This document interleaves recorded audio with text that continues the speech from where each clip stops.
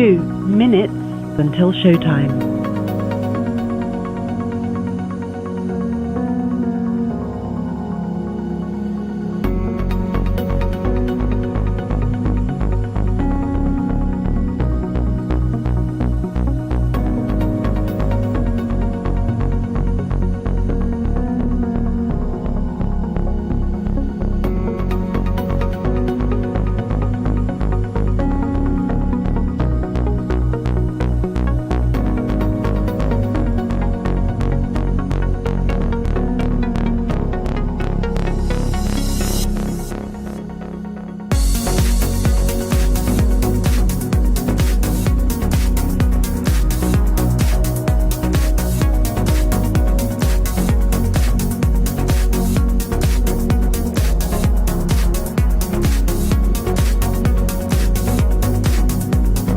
One minute until showtime.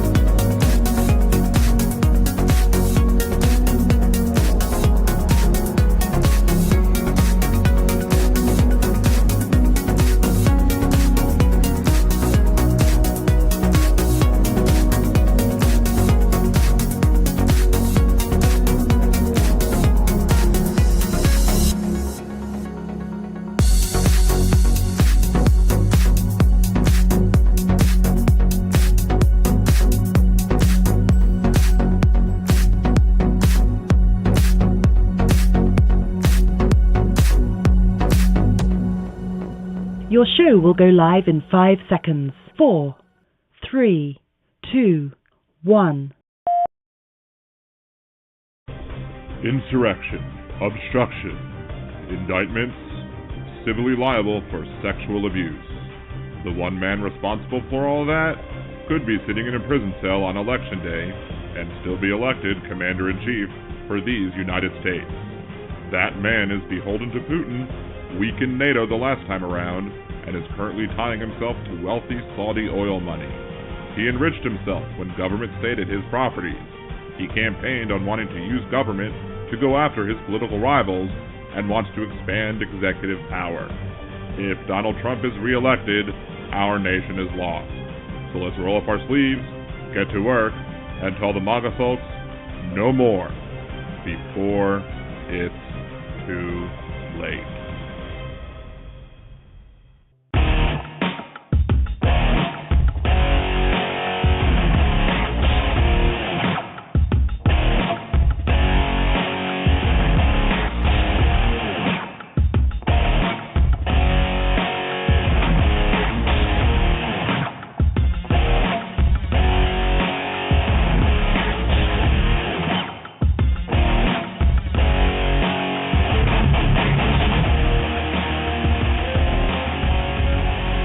And welcome back to Liberal Dan Radio, Talk from the Left, that's right. This is your host, Dan Zimmerman, coming at you from New Orleans, Louisiana. To join the conversation, it's area code 914-803-4131. That is 914-803-4131. You can, as always, join us in either the YouTube or Twitch chats. The YouTube chat is at liberaldanradio.com. The Twitch chat is twitch.tv/liberaldanradio. If you want to support the show, give both a subscribe or a follow, which is free to do. If you guys have Amazon Prime, you could also subscribe to the Twitch channel for free. You could also subscribe normally or do bits to support the channel there. You can also become a Liberal Danimal for as low as $2 a month. You can gift subscriptions. You can or gift memberships. You can do super chats, super stickers, etc. You can buy me a cider. Go to liberaldan.com, click the buy me a cider button, or go to buymeacoffee.com/liberaldanradio, Venmo at liberaldan, etc., etc. We are also doing the game. I got an extension on the game that I'm promoting, the Star Trek game that I'm promoting, so I'll put that link up in a second. But it was nice of them to do. I guess they didn't have to do that, but they granted me extension. So there's 6 more days if you want to help me out.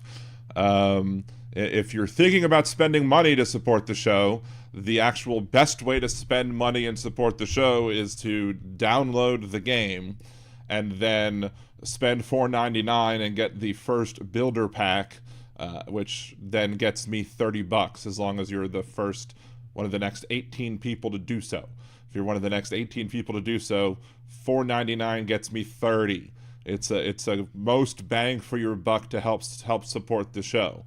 Again, so if you want to, if you're going to spend money to support the show, you can do it that way. Otherwise, you can also just download the game and play it for a bit. It's a fun little game to play while you're on the can or while you're sitting there waiting to go to bed or whatever. And if you get your base to level, your ops center to level 5 and or get your second ship, you can definitely do that within 6 days. I don't know if you can get your ops to level 12 within 6 days. I'm not sure if that's a possible thing to do or not. However, you could always give it ye old college try if you wanted to, play a lot, I suppose. But there we go. Putting the links in both of the chats, both on YouTube and on Twitch.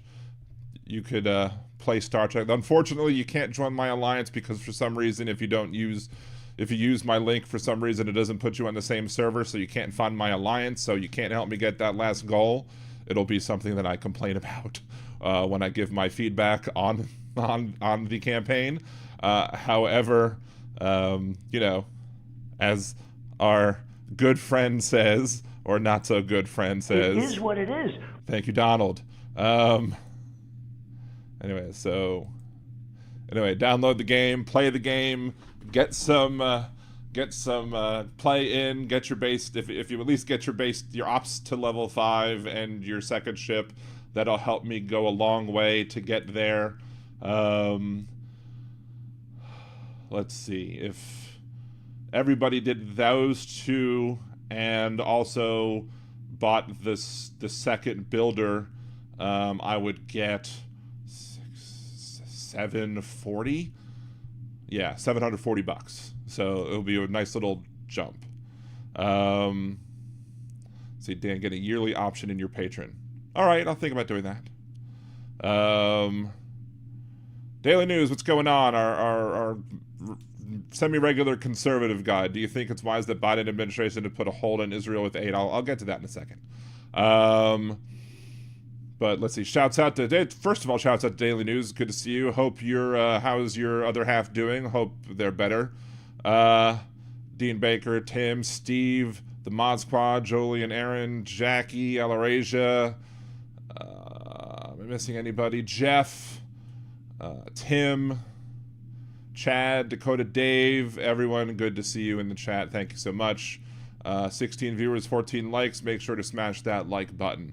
I think we got currently just me and Aaron over there hanging out on Twitch, which is fine. We don't need minimum views anymore on Twitch since we've hit the affiliate goal, but it always helps to get the views if you come on over and help Twitch anyway. But let's see. Needed to get a few. Hey, Jeff, what's going on? What's up, crazy CAA, crazy and insane alien? Good to see you as well. Radioheads. Liberal Dan Radioheads. Is that what it would be? Do I have to sing some Radiohead songs? Like Creep? I'm a weirdo. Yeah, I think we're 31 away from 1,000 subs, which is pretty awesome. I'd really love... See, one of the things... I know TikTok may very well be going away. I don't know if TikTok will actually go away. Simply because of the fact that it's going to go before the Supreme Court, because TikTok has sued, and it's going to get to the Supreme Court. And once it gets to the Supreme Court, I'm sure the judges will rule probably 6-3, if not 5-4, that free speech rights will make them want to keep it up and running. Who knows? You never know. Stranger things have happened. There's been some weird rulings, like, the fact that Kagan got that ruling the other day, I was shook about. They got one right. So, but I don't have high faith in the court doing anything when it comes to, this is a joint resolution on the fact that they want TikTok to be, I don't know if I said Twitch, TikTok to be, moved to a private American company that's completely segregated and separate from Chinese interests or what have you, which I would not be opposed to if that was made to happen. Although I think the law could have been written in a better way that would have been less specific to TikTok and more generalized to anybody, which would have also applied to TikTok, which is fine. But there's this one guy who does dual stream on both TikTok and YouTube, and he's like, it's DOODE is his name. He has like 2 accounts, I think. He has a Discord. And he regularly debates conservatives or whatever, and he'll debate them briefly or whatever, and then he kind of does what I have done previously, and I've watched him sometimes after I log off here while I'm doing some of my post show cleaning up or editing clips and stuff like that. And so he's new to YouTube and managed to get all the way up to 3,000 already, but that's probably because he had a strong following on TikTok already, and some of the people who followed him, who are following him on TikTok, probably were like, well, if TikTok is going to go away, let's make sure we follow him or subscribe to him on YouTube as well. But I'm far friendlier, Dan. I try to be. So I do try to be friendlier. Sometimes I'm not. Sometimes, when you start pulling the Nazi crap, I tend to be less friendly. And come on, click the button. It is what it is. Thank you, Donald. What's up, Nerd Misha? Good to see you. Jupiter Judy. And, it is interesting. Again, people say that TikTok is spyware, and I go back to the fact that we take a cybersecurity type class every year at my work the place I work for, we outsource it to a firm that specializes in cybersecurity and stuff like that, and to make sure that we're not opening ourselves up to phishing scams. We're not opening ourselves up to any other type of, opening our data up to malicious users, malicious apps, malicious intent. And at the end of the application, the guy was basically like, come view my TikTok. And I was like, okay. So I guess this person doesn't necessarily feel as bad about TikTok as other people. Maybe he's changed his mind by this point after Congress saw what Congress saw. I don't know. But we'll see. I'm really thirsty today. I don't know what the dealio is. So, I don't know. Anyway, so what do I feel about America withholding aid from Israel? Asks my friend from the left coast. So, what daily news? Bringing a boy. Well, the Biden administration clearly said that they don't want Israel going in the Rafah. And what did Netanyahu do? They started going in the Rafah. So, there's got to be a point where, I've argued on this podcast that for us to be able to use the leverage of us having weapons and providing weapons to Israel, for that to be the case, for me to be able to argue that point, because there are many people who are further to the left than I am, and I think I'm rather far to the left, but there are people who are further to the left than I am who have said that we should cut off all aid to Israel immediately. And I've said if we did that, then Israel would just go, well, that Netanyahu specifically, again, because we need to be specific about who's in charge. Netanyahu is in charge of Israel. So the Benjamin Netanyahu administration would go full on balls to the wall at that point, because they would have to use whatever it is they want to use. They would probably panic, and they would probably do a full-on blitz through Gaza and would cause even more casualties than they've already done in order to try to get the goal of taking out Hamas, which in and of itself isn't a bad goal, but just because the ends don't justify the means, and the means that they're using to take out Hamas are wrong, as I've said. Now, I've argued that if we don't have the leverage of holding those arms over their head and basically saying, we can take these away from you at any time,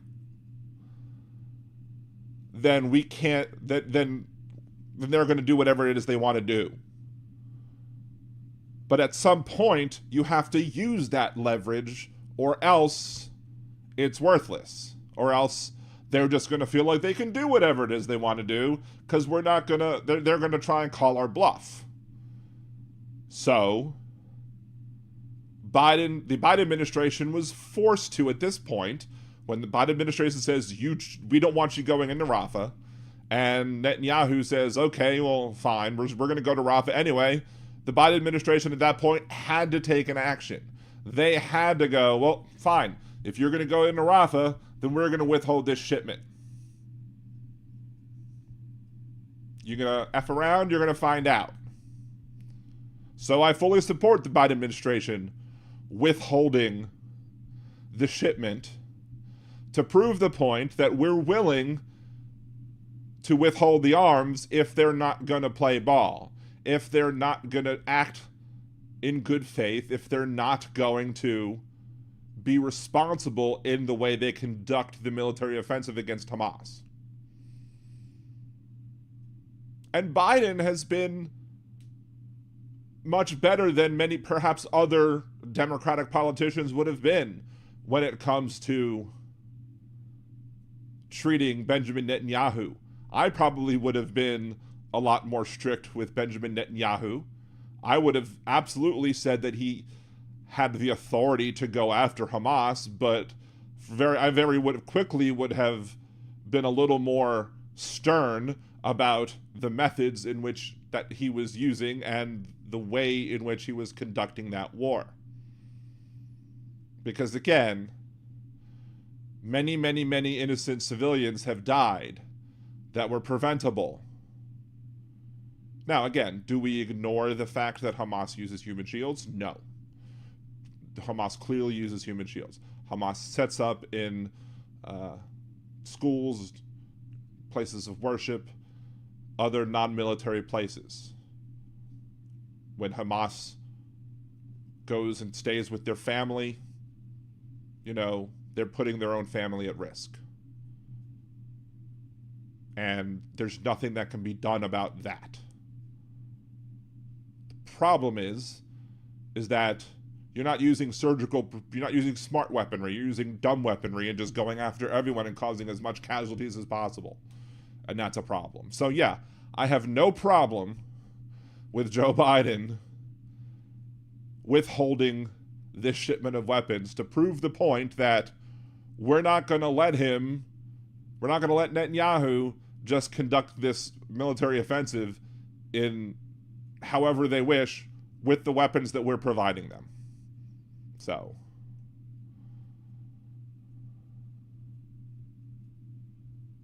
if that answers your question, I hope that answers the question.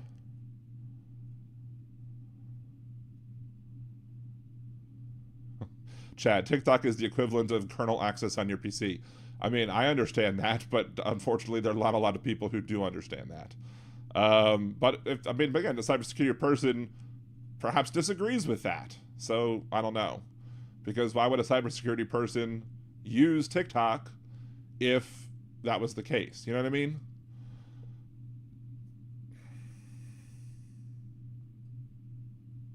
Let's see.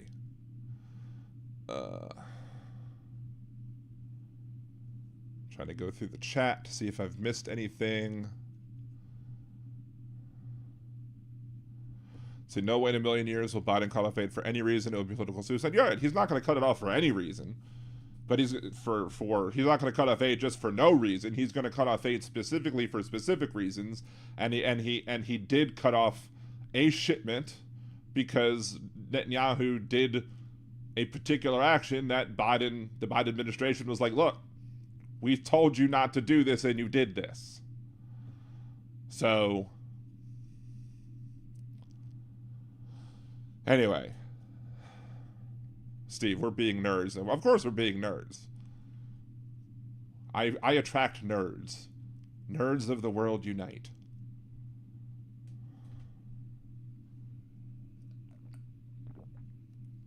Excuse me.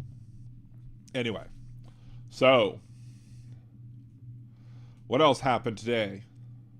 Got Large Marge, EmptyGee, went ahead and tried to shoot her wad today, and she finally went onto the House floor, and she put her resolution out there to be voted on to try and remove Speaker Johnson from the House, as from being House, well, not remove him from the House altogether, but try and remove him from the speakership, because she's upset that he worked with the Democrats to pass, aid for Ukraine and etc. She's not a happy camper because Speaker Johnson wanted to do the job that, he was elected to do. So Large Marge gets out there. She puts her resolution out for everybody to vote on, and what happens? They go in, and Scalise gets out there from Louisiana and puts a motion to set it on the table. And so they don't vote up or down on it, although, technically that's what they did. It's all parliamentary procedure.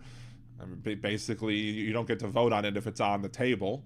So a good chunk of the Democrats and a good chunk of the Republicans basically said, nope, we're not going to vote on this. We're just going to set this on the table and just ignore it for this point. And so they're booing her on the floor, and they're banging the gavel like, order, order. Which, makes me think of the old joke, order in the court, and someone's like, ham and cheese on rye, please. But she's like, oh, here's the uniparty, as if there's a real uniparty, which is BS baloney.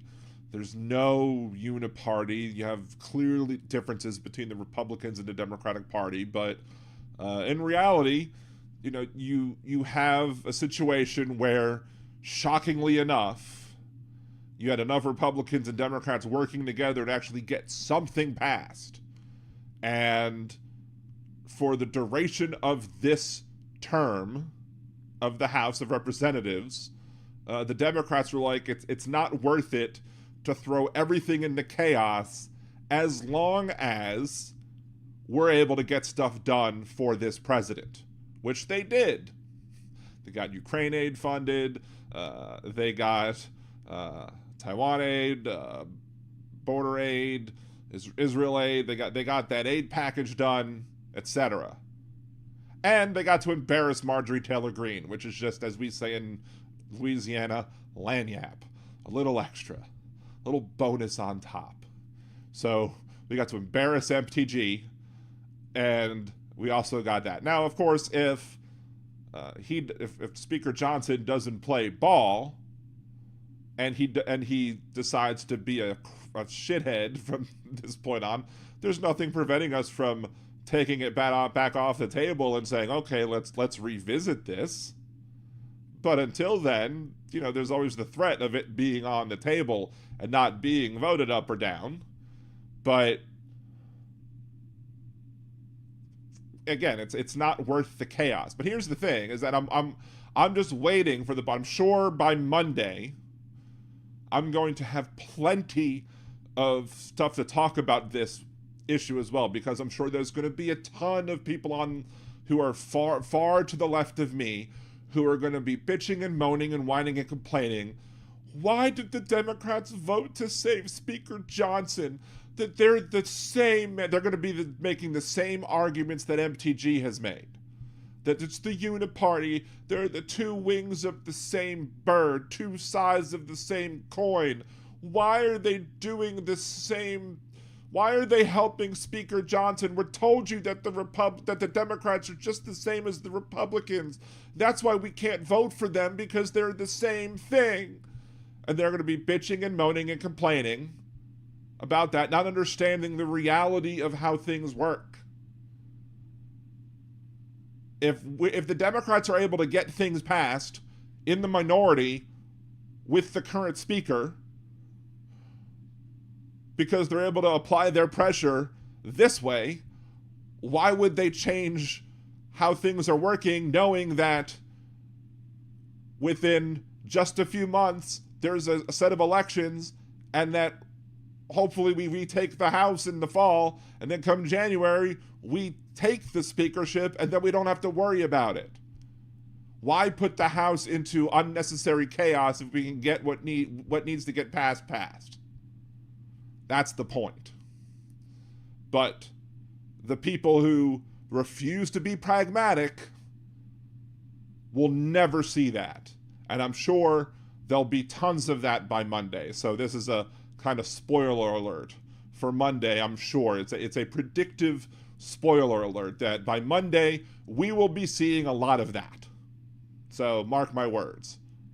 Monday's show will be talking about the whiny leftists who refuse to be pragmatic on this and perhaps other issues. Stay tuned.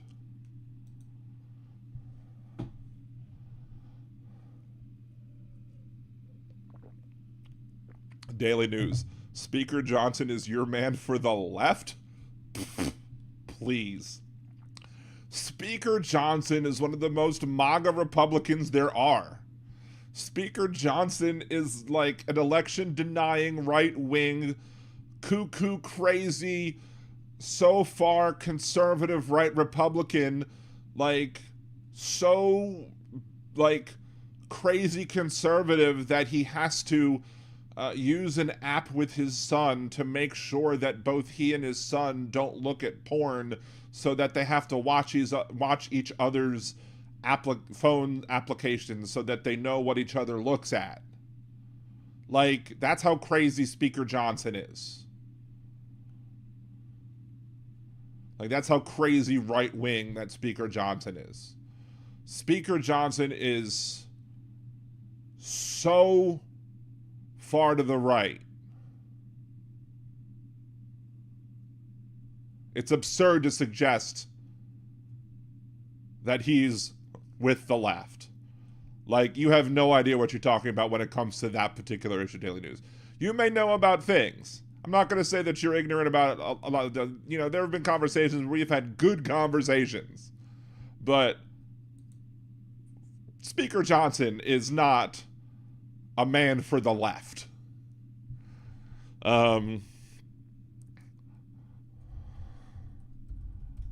Mike Johnson political stances.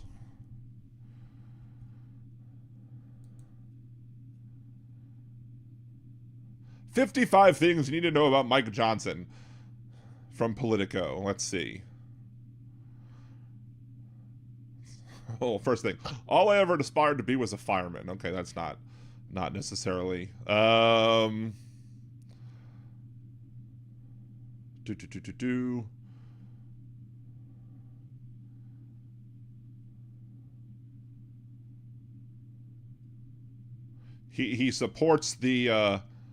He supports Louisiana's newly passed marriage covenant law. Let's see, before he ran for office, he was a litigator for conservative causes such as the Alliance Defending Freedom for 2 decades. He was from 2004 to 2012. Johnson served as a trustee for the Southern Baptist Convention's Ethics and Religious Liberty Commission. Let's see. As a lawyer for the Alliance Defense Fund, Johnson wrote editorials for his local paper that called homosexuality inherently unnatural. "Your race, creed, and sex are what you are, while homosexuality and cross-dressing are things you do," he wrote. "This is a free country, but we don't give special protections for every person's bizarre choices. are what he says. Arno QS on Twitch says, I think the American public deserves to hear a recording of the conversation between Mike Johnson and his son, where the topic of the app was first brought up. Did they use religious and ethics in the same sentence? Are we doing this now? I agree. Arno QS, I would love to see that conversation. Who brought it up and why did it have to be brought up? Like, who was the person who made it necessary for that app to be purchased and installed on both of their phones? And whose idea was it? Like, did they find something dirty on the son's phone and so they had to have each other's back, and this is the way that they did it? Or did his wife find something dirty on his phone, and did the son say, I got your back, Pa?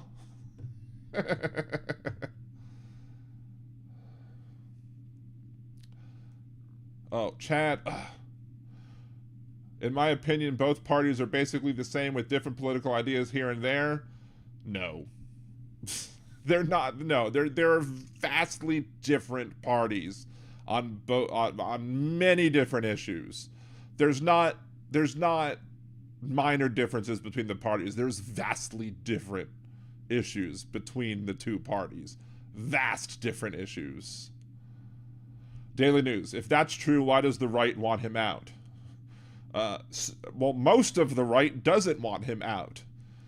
Most of the right wants him in. Just Marjorie Taylor Greene is just so far extremely to the right that she doesn't want anybody who's going to make any deals ever. Like, it used to be, way back in the day, that, and this is my problem with Joe Biden, and I've said this before, I'll say this again.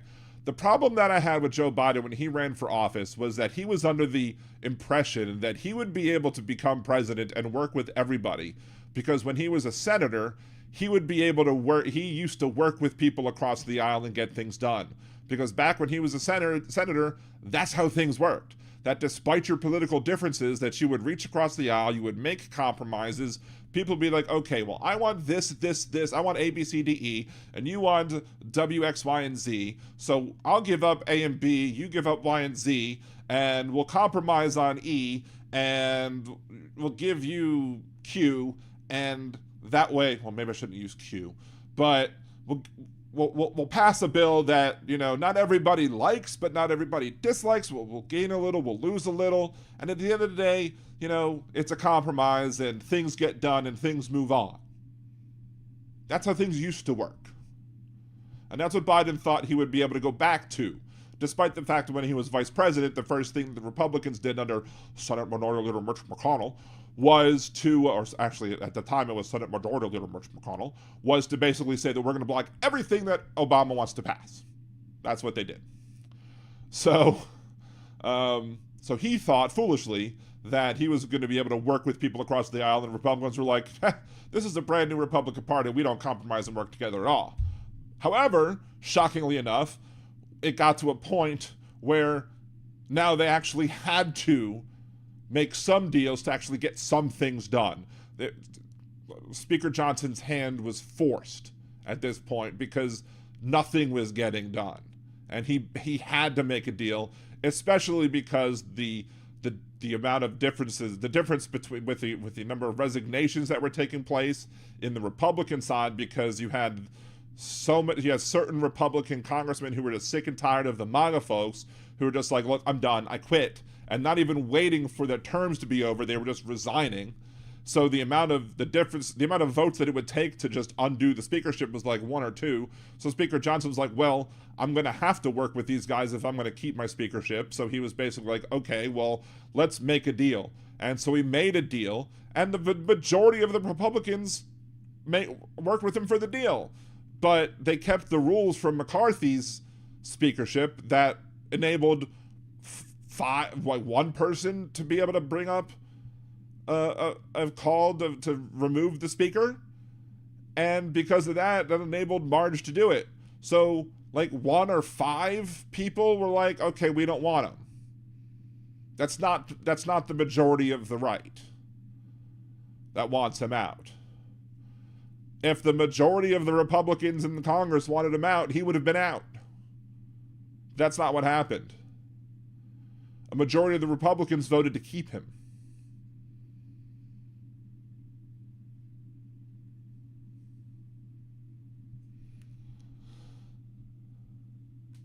Jeff Curry, Johnson, Pecker, this is fun nowadays. Yeah, I was having a great time hearing about Trump and Pecker. I was like, we haven't even got, they were talking about Trump and Pecker, and Stormy Johnson hadn't even, or Stormy Daniels hadn't even got, Stormy hadn't even gotten to, onto the stand yet.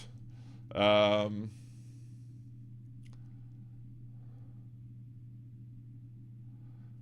hold on. I don't have the, sorry, Diane, I hadn't seen you yet. So I'll get to you in a second, Diane. All right, I see you now. I wasn't on the call screen, so hey, Diane, what's going on?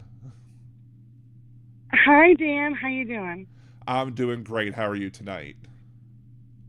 Good. First things first, I want to thank you for inspiring me to do the call-in to my two shows, HBL Radio Nation and Benny and Diane Cast. And it's been working, and it's been really great. And cool. How'd you manage? How'd you end up doing it? How did we end up doing it, Tony? Through Google somehow. I don't know. Cool. The Google thing. The one that cool. you told me about. Cool. All right. So anyway, awesome. I'm glad it worked. So I wanted to thank you about that, and what you were just talking about Micro Johnson. Can I swear on your show? Yeah, go ahead. Okay. Well, micro penis. Micro penis Johnson. Actually, you know wow. what? It makes me. You know what that makes me mad? That makes me mad because I didn't think of it first. But go ahead. He looks like a mouse. He's not a man. He is a mouse. He's kowtowing to Trump's every wish. And EmptyGee's really sweet toast fork foot lady, really?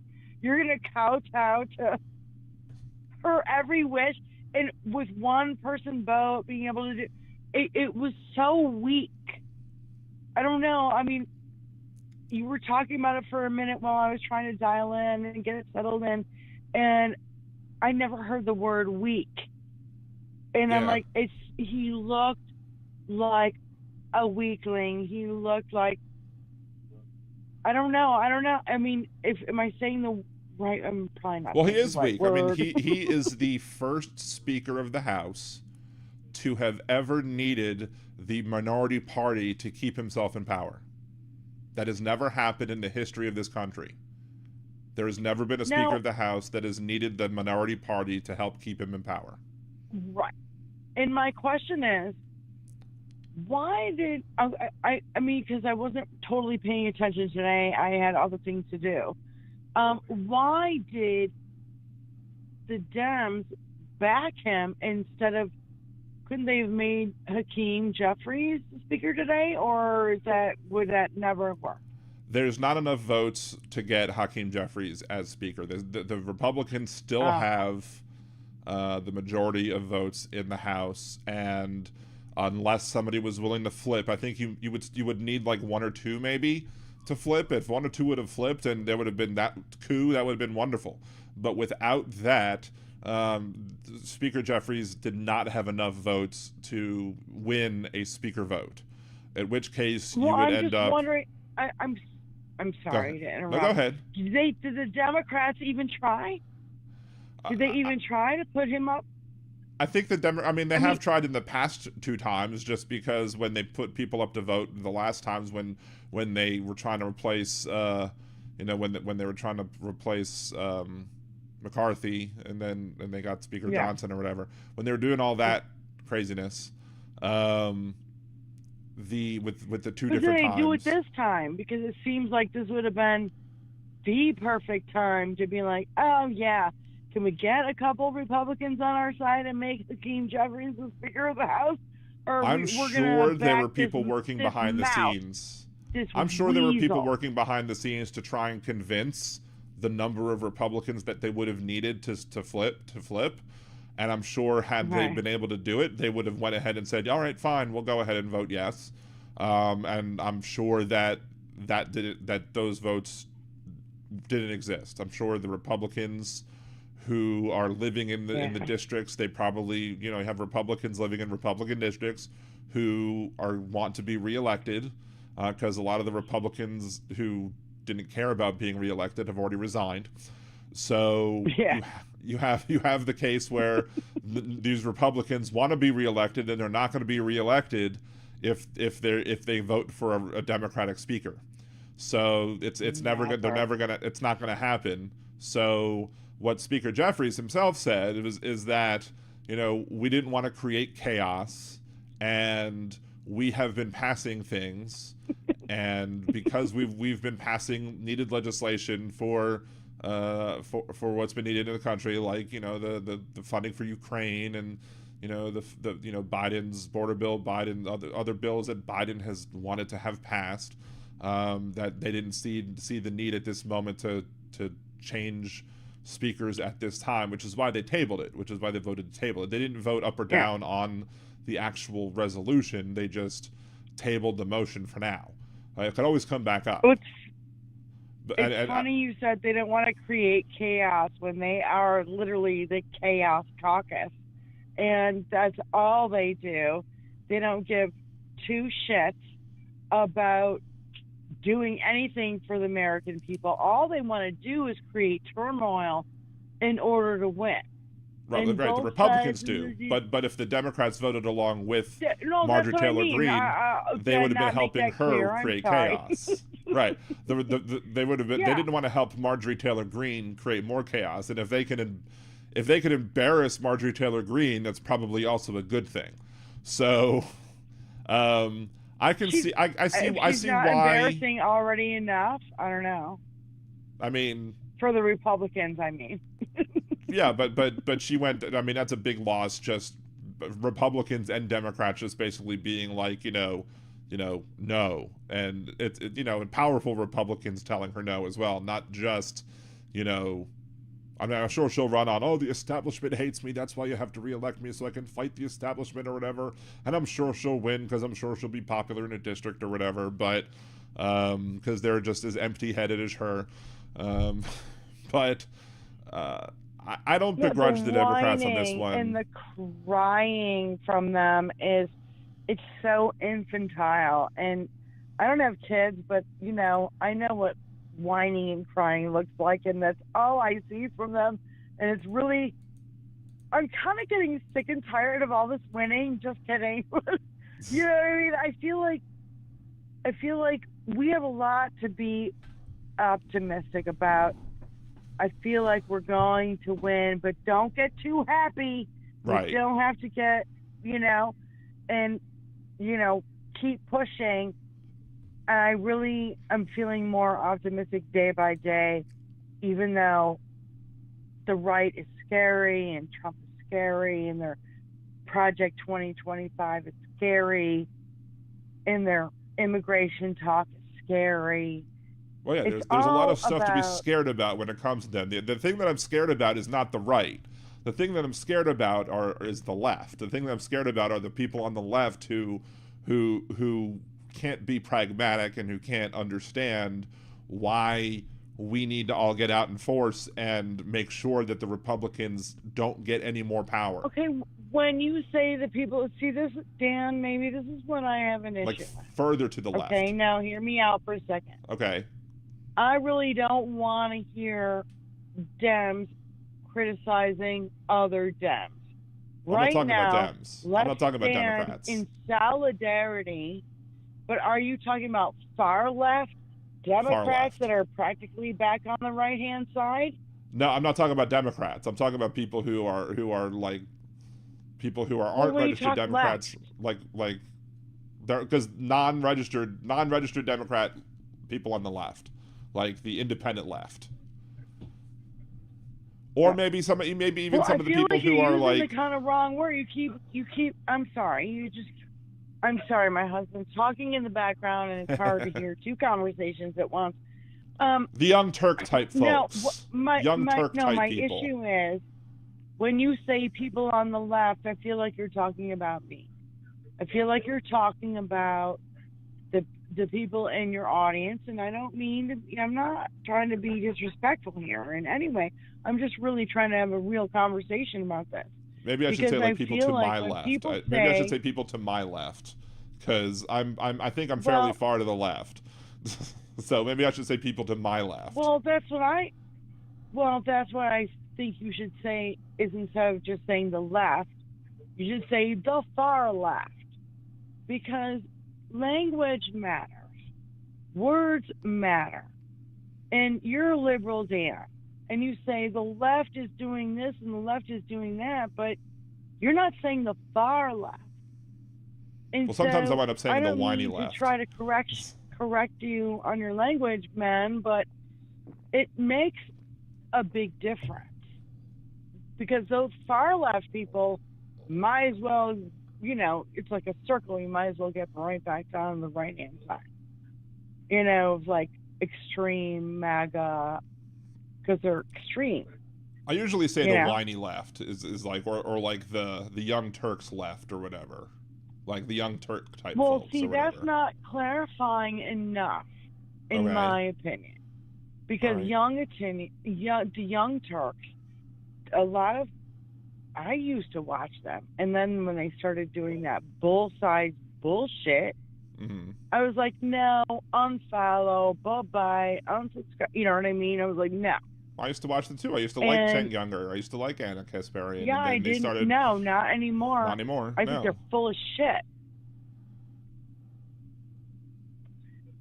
I think they're full of shit, and they're both siding, and they're literally, I don't know, working on the sides of Tony. Stop. I can't. But you also do have like people who are like, for example, there are people who are the college Democrats who are out there at these protests. College Democrats.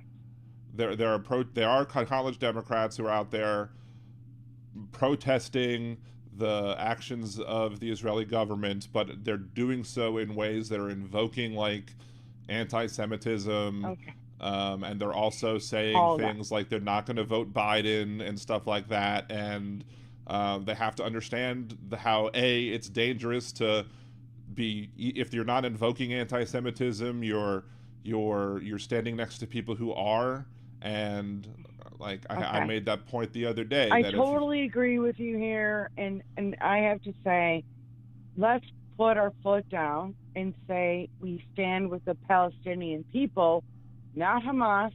We stand with the Israeli people, not Netanyahu. Right. Okay, because we know it's been confirmed that Netanyahu's fucking this all up, and he's the bad character. And who is he backed by? Oh, Putin and every dictator around the fucking world. Right. So let's get this shit straight. Number one. Number two, I remember when Bush wanted to go into Afghanistan, and I was in college, and I was in the streets with my signs and my, make love, not war, kind of hippie-ish, whatever. But it was like we didn't know what we were doing. And we walked in the streets, and we made our protest. But did we break windows? Did we fuck things up? No. And now we know that provocateurs have infiltrated Black Lives Matter. They've infiltrated this as well. We know that 50% of the people who have been arrested are not college students. And so we have to put it in real perspective here. These kids, I understand where they're coming from. I had the same kind of anger in my youth when I was like, I don't want this fucking war. And guess what? We ended up in Afghanistan for 21 fucking years until Biden got us out. And with consequences, yes. But it was minimal compared to, what is going on right now in the Gaza and the whole, and it's so, that's also the other thing. It's such a complicated thing and so ancient these wars have been going on for centuries. These people are never going to not war with each other. It's I don't know. When I was in my 20s in college, I was protesting, and then I'm like, oh yeah, the Middle East is still a mess, and I'm in my 50s, right? Mm-hmm. Arno makes a good point in the Twitch chat. In the Twitch chat, Arno used the same word that I said. There's one thing that a lot of these people don't get is that there's nuance. Like there's more nuance to these issues. They don't know anything else. No. They haven't experienced what we've experienced in the last 50 years.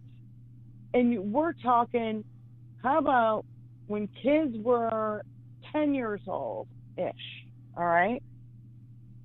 All they've known in politics is Donald Trump's fuckery, and now they're of voting age. Another 10 years. They're in their 20s. So if they're even paying attention to politics at all, there's no connect, because they didn't see the great politics of Obama and how Clinton left us with plenty of money and no deficit, and you know how they don't see the history that we've seen. We witnessed it. Yep. Right? We lost our houses in 2008. We went through the AIDS epidemic when Reagan would do fucking nothing. It was disgusting. And the thing is that I feel like these kids just don't know. It's just being ignorant, you know, kind of like I was when I was walking in the streets of Chicago with my sign in the air, like, make love, not war, and, you know, no peace rules, and, you know, stuff like that. And then we went to the next bar and had a fucking beer. We didn't smash windows, set shit on fire. It wasn't like that. But again, and as you said, like even the Black Lives Matter stuff, like there was like the police, like all the conservatives a lot of times will talk about like, oh, there was a police station that was set on fire, and it was like, oh, the person that set the police station on fire was a Boogaloo boy. Protagonist. It was a Boogaloo boy that did it. It was like he was posing as a BLM, but he was a Boogaloo boy. So 100%. And so we have to realize these protagonists are in there, and they are fucking with peaceful protests to make them seem nefarious. Why do you think Donald Trump went down in his fucking bunker, and then he was like, oh, let's gas everybody, and, you know, let me go hold up a Bible upside down in front of a church that I've never been to and a fucking book I've never read. Right. I mean, it's the worst, like, dictator propaganda bullshit we've ever seen. And, you know, I'm sorry. I'm rambling on, and I'm having fun talking to you, Dan. I'm glad to have you. Well, again, I just wanted to call in and say thanks for, you know, giving me the inspiration to call in to do call-ins for my show. No, it's awesome. I'm glad it worked for you. I'm glad it did work, and it's possible maybe I'll end up using that if Blog Talk Radio ever craps the bed. I'll end up using that as for my show too. So. Well, Jolie knows who I am, and Aaron West knows. They know our links, to drop our link in the show, and we'll drop your link in our show, and we'll reciprocate, because we need more men on our side. Yes, and that was actually something I was going to bring up, so thanks for that segue.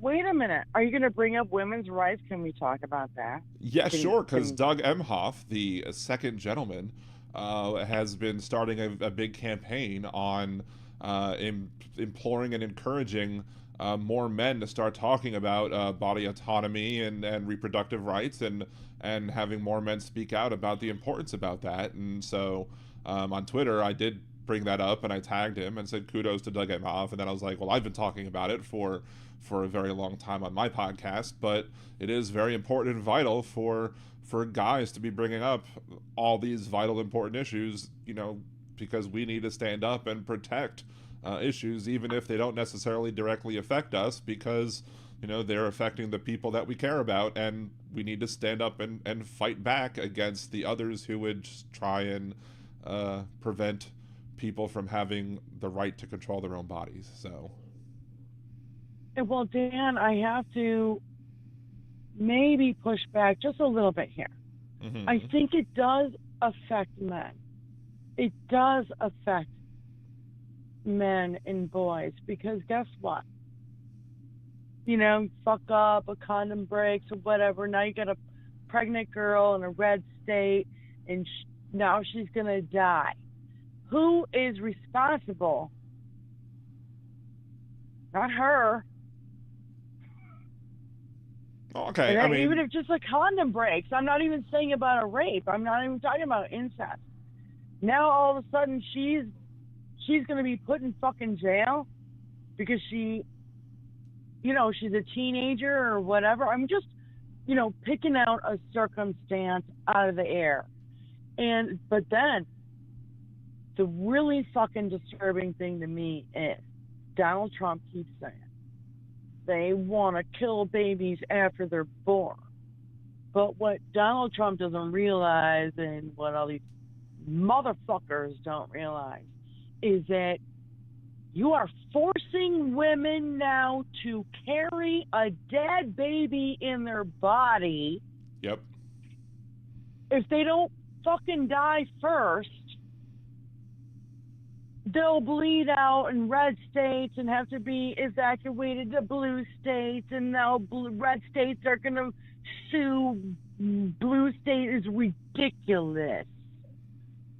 I have a bigger theory on all this, and even though the horrific shit that we're seeing right now, since the 2 years of overturn Roe, and by the way, ladies out there, if you don't know, June 24th, Monday, June 24th, is a women's strike. You're not supposed to work. You're not supposed to do a load of laundry. You're not supposed to feed your baby. You have to make all the men do all of that. You're not supposed to spend any money.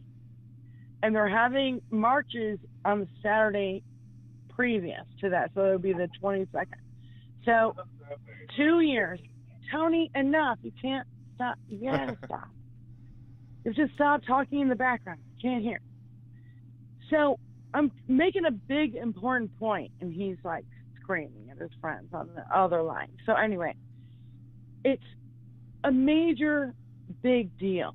If you have a march in your city, please go out there and say, my body, my choice. Oh, really?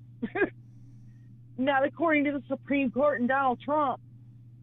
He wants to monitor women's menstruation in Project 20. No. Right. We're not going back. I feel like Benny and I and our Benny and Diane cast, we call ourselves the 21st century suffragettes, because we've already fought these battles and we won them. And now they want to take us back to 1864. And I'll tell you what, I'm sure all the ladies in your chat and a lot of men don't want this. Right. The men also are, what are you going to do? A guy gets a girl pregnant. He's not responsible at all. Nothing. Zero. How about they're just going to say, oh, let's do away with child support because, women are just chattel now and they're supposed to have our babies. It's fucking gross.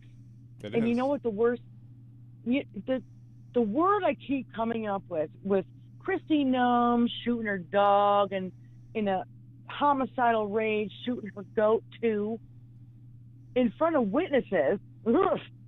Right. And they're homicidal. They're sadistic. Sadism.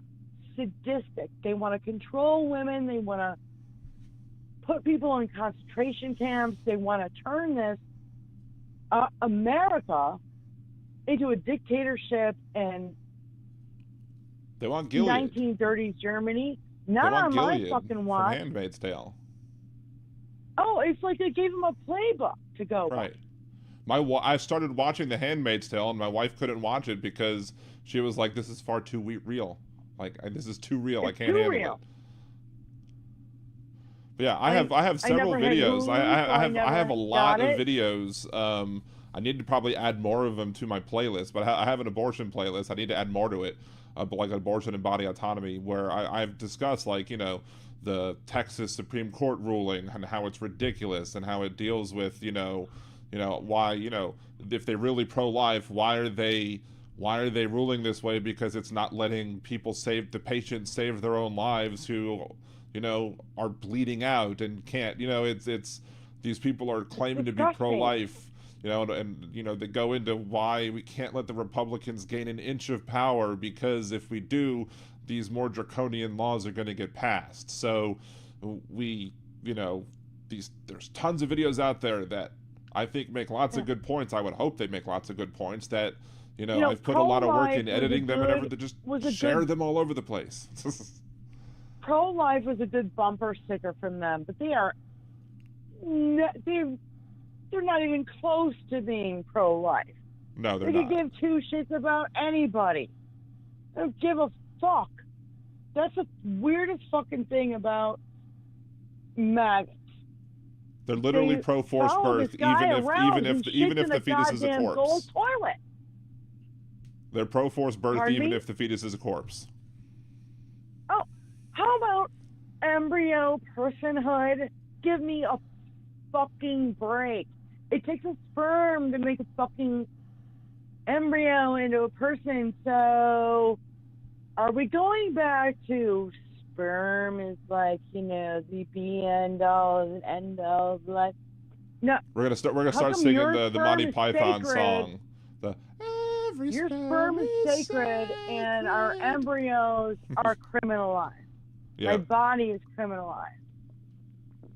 It's really disgusting. And this comes to my bigger theory. Dan, hear me out. Okay, you ready? Mm-hmm. This might floor you. Just kidding. I think the reason why we don't have universal health care in America is because they want to keep women down. They wanted to overturn Roe. And the only way you could not have universal health care, and they'd be like, oh, yeah, except for women. Right.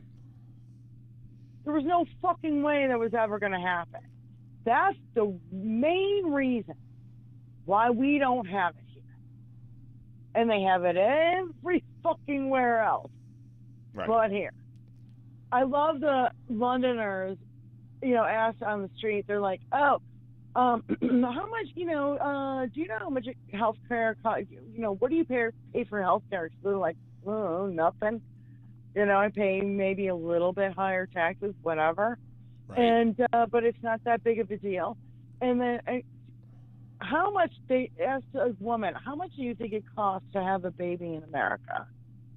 And she's like, it costs money to have a baby in America? Like, that was her reaction, you know? And it's, how come we're the land of the free, and we're the American exceptionalism, and we're fucking so great, but we don't have health care like every other first world, whatever you want to call it, nation, world, country, whatever.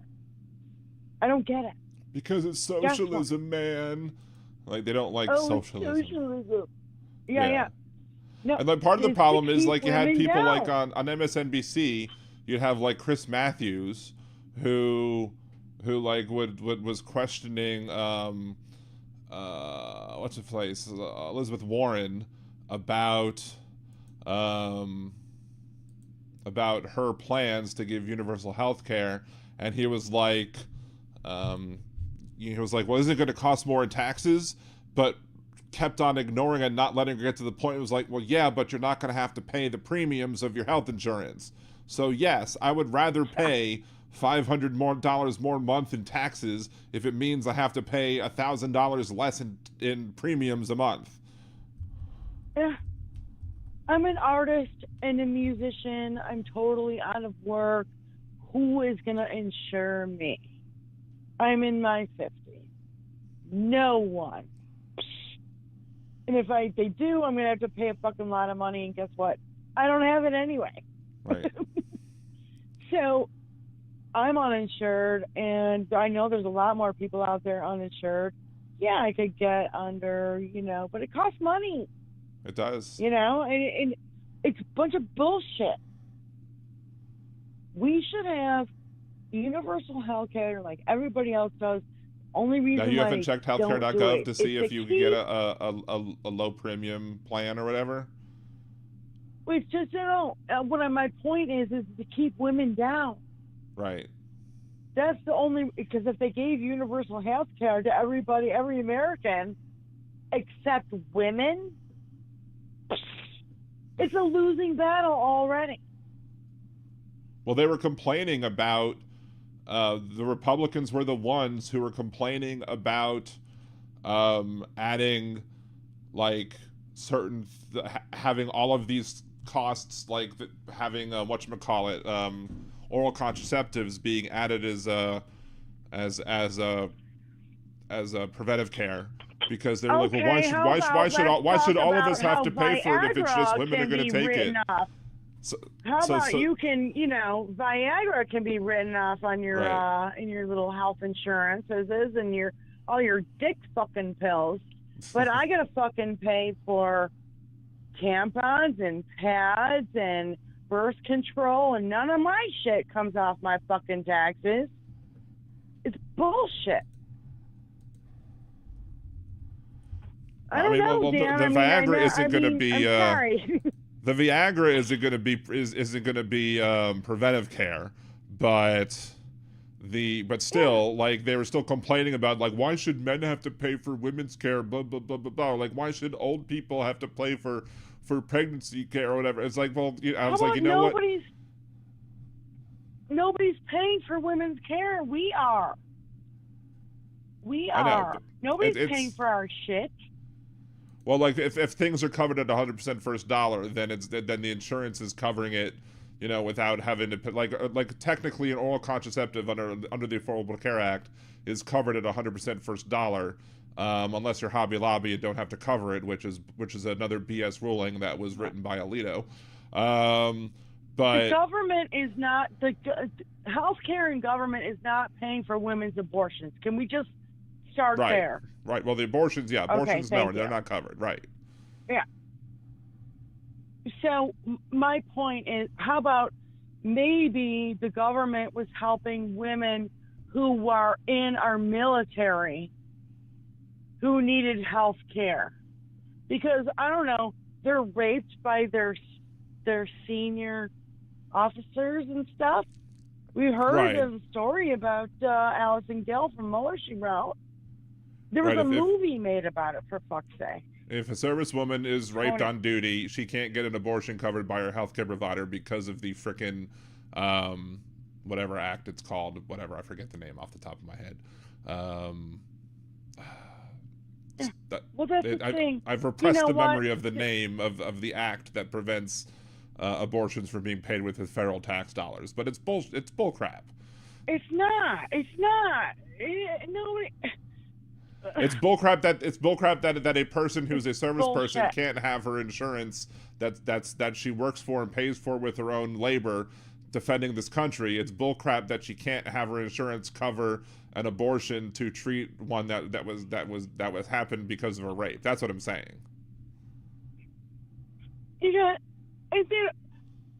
Rape and incest, they don't give a fuck about that. How about the life of the fucking mother? They don't give two fucking shit. No, they don't care. They don't care at all. That's the problem. Me? That's the problem. No, well, they say they're pro-life. But they're not. Boom.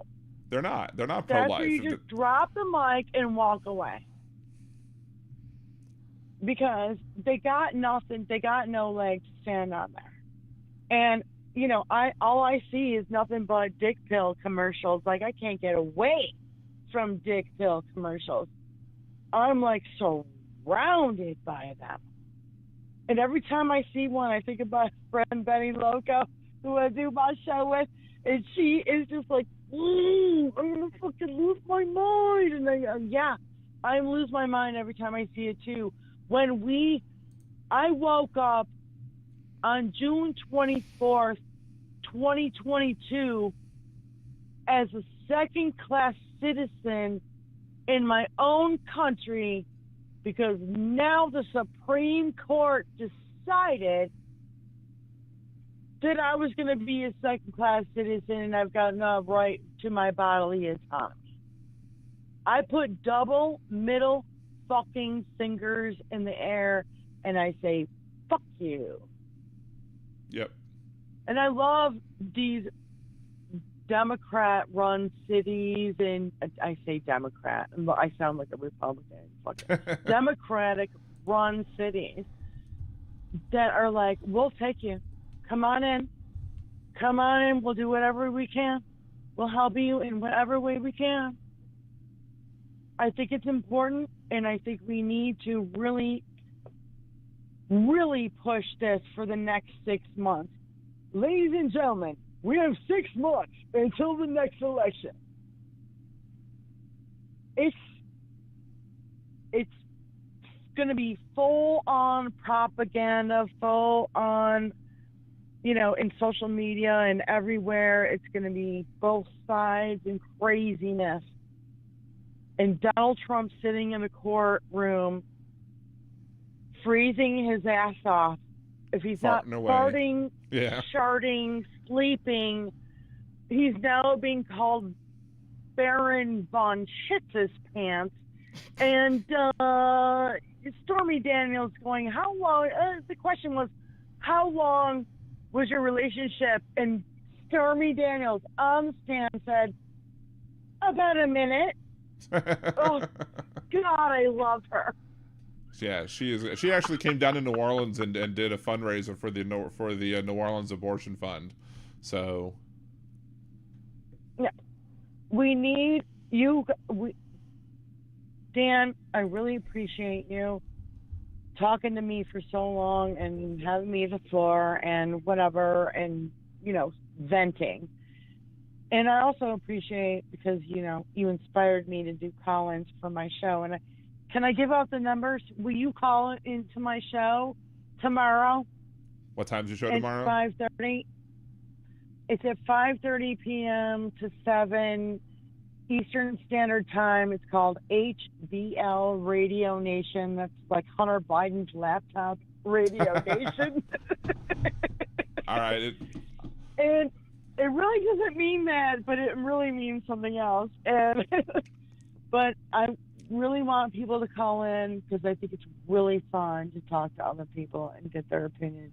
All right. And I appreciate you, Dan. Thanks for having me. All right, will do. Thank you so much, and have a good night. You too, honey. Bye. Bye. All right, we also have P-Dubs coming on. What's up, P-Dubs? How are you tonight? Hey, I'm doing good, but I'm a little alarmed.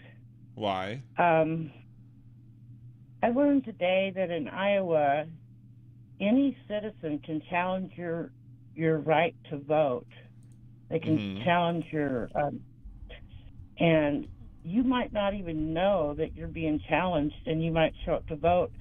And in that case, you would have to challenge back and put in a vote that they will vote on, whether, it'll go through whether or not you win your challenge.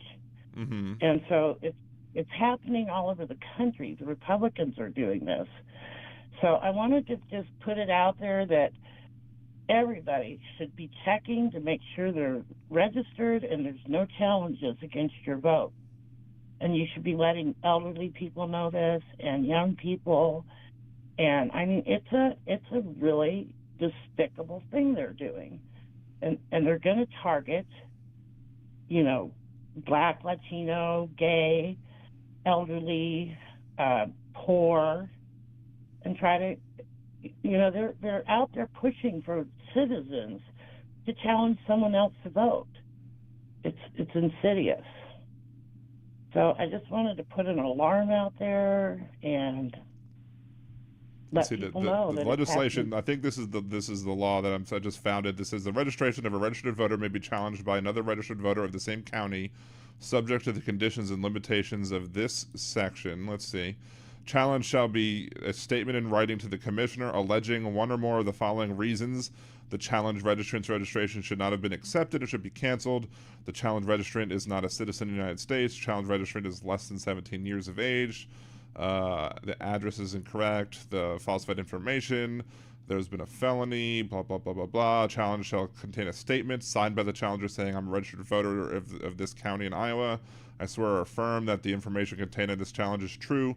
I understand that knowingly filing a challenge containing false information is an aggravated misdemeanor. Challenge may be filed at any time. Challenge filed less than 70 days before a regularly scheduled election shall not be processed until after the pending election unless the challenge is filed within 20 days of the commissioner's receipt of the challenged registrant's registration. Blah, blah, blah. A challenger may withdraw a challenge at any time before the hearing pursuant to the section whatever by notifying the commissioner. Let's see. Let's see. That's the same thing. That's weird. See, at the time and place for the fixed hearing, the commissioner shall accept evidence on the challenge from the challenger and the challenge registrant or from any person appearing on behalf of either and review the documents or statements pertaining to the challenge.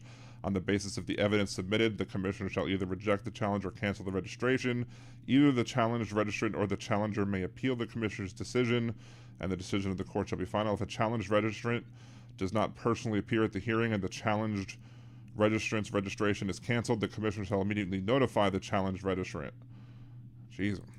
So, but I'm guessing there is a responsibility. It seems like there is a responsibility of the, let's see, here's the law that was passed.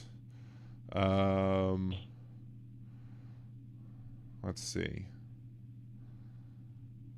Let's try and search for challenge just to see. I think it was passed in like December of last year, but I'm just hearing about it. Yeah, it's December of 2023 is what I found. Let's see if it meets all the criteria. Upon receipt of a valid challenge, the commissioner shall within 5 working days notify the challenged registrant of the date and time and place of the hearing and a matter of the challenge to be held not less than 20 or more or 30 days from the commissioner's receipt. Notice of a hearing shall include a copy of the challenge, shall advise the challenge registrant that the registrant may personally appear at the hearing or may submit to the commissioner evidence, documents, or statements refuting the challenge. The notice presented, whatever, if the challenge is withdrawn, if the challenge registrant notifies the commissioner, blah, blah, blah. They can reschedule. And also, Des Moines County is where I live. Right. It's a huge county. What if this hearing is held somewhere where I can't get to it? Right. I mean, I don't even have a car. So getting to a hearing might be problematic, and I'm sure many people would have a problem. What happens if you don't get the notification? Like how are they supposed to note? It doesn't necessarily say how you are supposed to be notified. Like, do they have to send it to you via registered mail? Does it have to be signature receipt?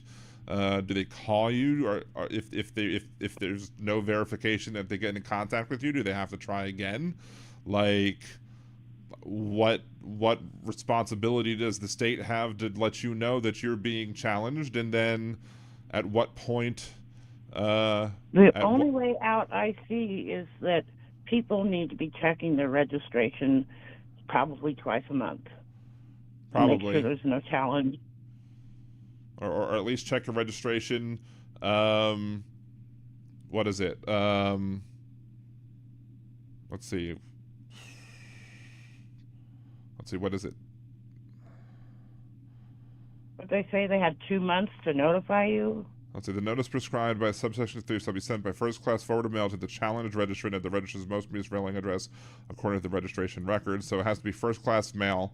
So it doesn't even require a signature or to be tracked or anything like that. So if it gets lost in the mail, who knows?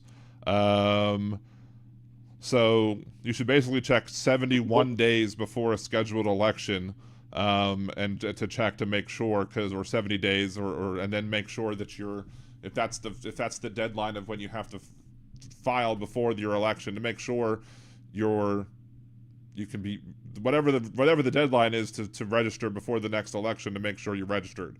I don't know. It's ridiculous. Yeah, it seems giving that power to anybody just opens the door for just mass harassment.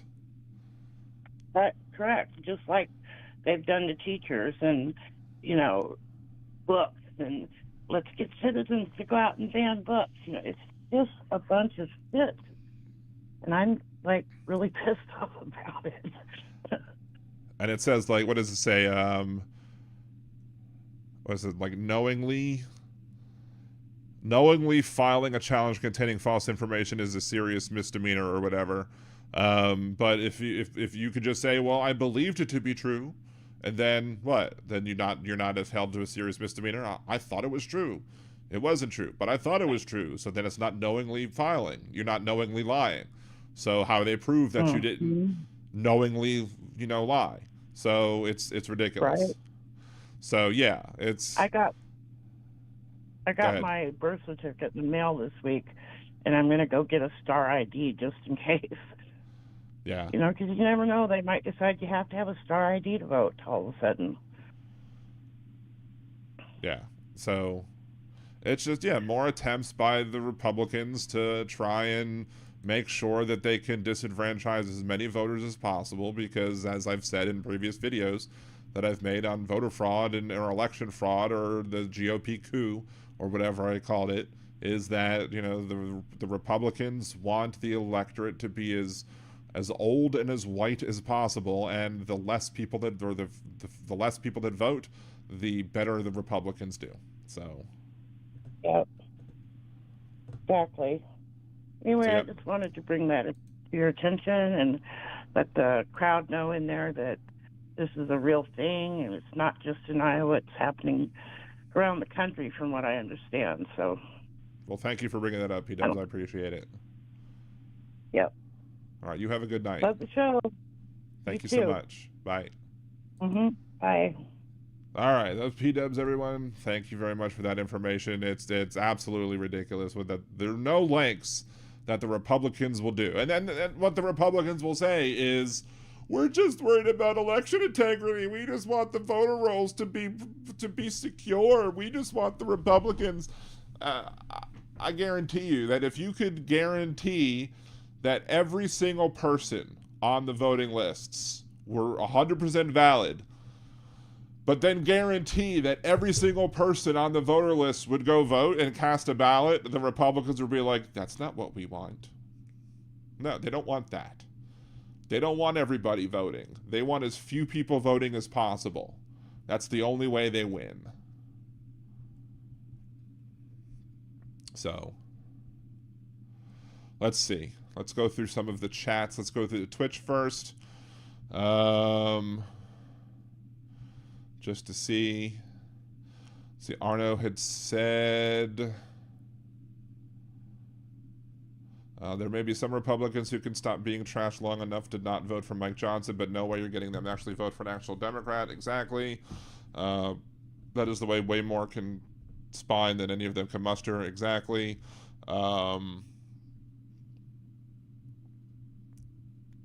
If EmptyGee brings the vote to vacate, there are just some Republicans who will resign and hand Jeffries the gavel.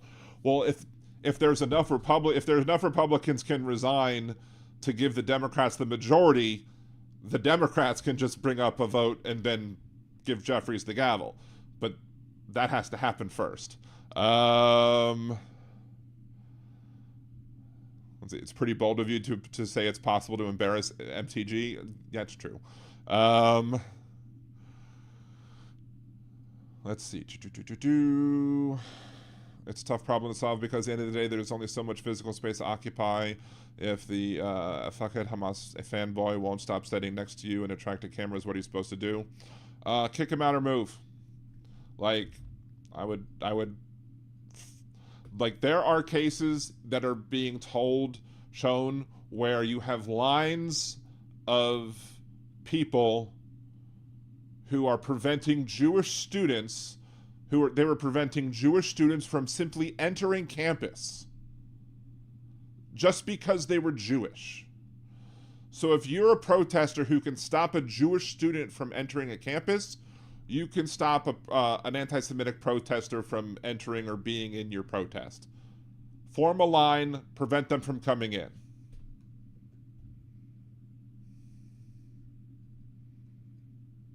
So that's what I would say. Or, you know, do something about it. I don't know. Just like, you know, again, as I said in the video on Monday that I posted, if you are marching alongside in Charlottesville, people shouting blood and soil and Jews will not replace us, you're just as bad as they are. Or maybe it's time to, if you're seeing that your protest has people that are being anti-Semitic, maybe it's just time to pack it up and go home that day and not show up for that protest and say, look, we're going home and not protesting today because the anti-Semites are here. We'll protest another day when the anti-Semites don't show up. And if we want to stand up for the right of the Palestinian people to simply live and exist and not die at the hands of Benjamin Netanyahu, but we're not going to do it standing next to anti-Semites. That's all you got to do.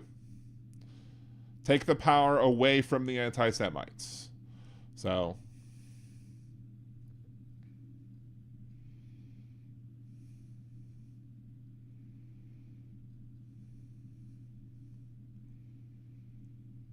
all right, let's scroll back through the YouTube chat now.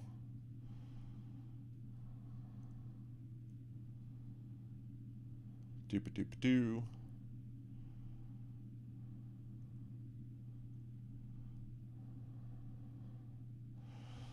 I mean, you let the anti-Semites dictate when you can protest, that seems suboptimal. Well, yeah, it's suboptimal, but if they won't leave and there's no other place to protest without them, then you take a stand against anti-Semitism. By leaving the protest where the anti-Semites are, you are at that point taking a stand against anti-Semitism by leaving the protest that contains the anti-Semites. Then again, I just saw a video earlier today where there was somebody who was standing up in front of a meeting who was talking about how they were literally calling themselves anti-Jewish. So they were saying the quiet part out loud. So they were actually calling themselves anti-Jewish and not just anti-Israel or anti-Zionist. They were calling themselves anti-Jewish. So some of these people are not bothering to hide it anymore, that this is not simply about Israel or Zionism, it's about Judaism. So, but again, if I was protesting next to somebody who was being anti-Semitic, I would not stand next to that protester anymore. I'd go stand somewhere else. And I would want people to come with me. I would form another protest somewhere else. So, oh, I saw TV2 was here. Hey, TV2, good to see you. Thank you, Jolie, for sharing the link to them and to Benny and Diane's show and to Diane's other show, etc. I've got a lot to scroll back on because Diane was on for a while. I think I might have missed a lot of stuff. Chad Bostic did say something earlier that I missed that I wanted to comment on, but I think I saw somebody else responding to it, so it reminds me of it. That you get older. As you get older, you get more conservative. That's not true. I've gotten more liberal, more to the left as I've gotten older. Why? Because I've seen what the conservative policies do, and they're wrong. Conservative policies harm people, and as I've lived and experienced them, I've realized how wrong-headed they are, and I've moved more and more to the left.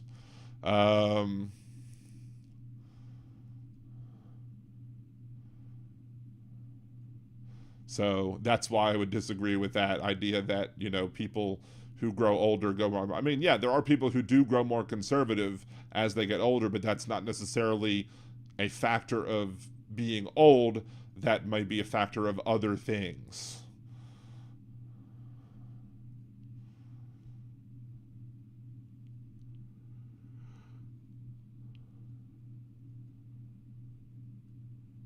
Jeff Curry, condoms came up, fair game now. I have stickers I found that says for rectal use only.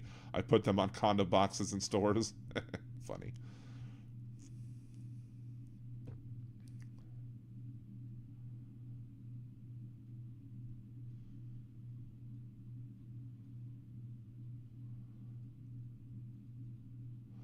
Let's see.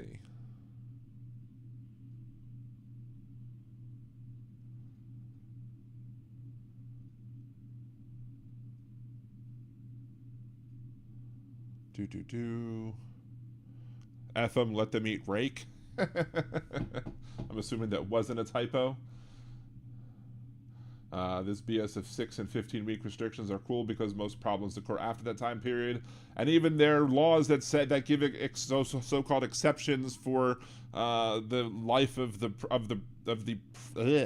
life of the patient are BS because they don't allow the person to actually make the decisions for themselves. They don't allow the doctors the ability to say this is a life-threatening condition and let them make the decision. That's why there needs to not be any regulations on it, because most abortions that take place are taking place before the 22nd week, the 20th week, and the ones that take place afterwards are those that are in life-threatening or health-threatening conditions, and it should be left to the doctor and the patient to decide that, if they want to take that risk or not. So...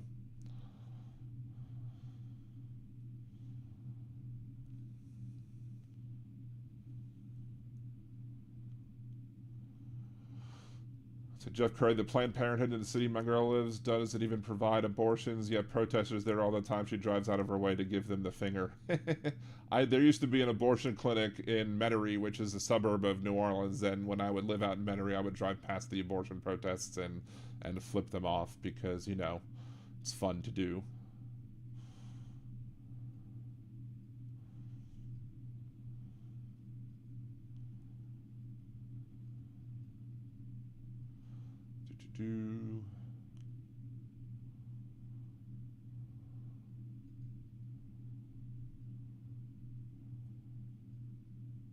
I'm paying on my cremation for the next year. Hope I live long enough to have paid it off. Yeah, the cremation for my mother-in-law cost like $3,800. I had just enough room on my credit card to pay for it.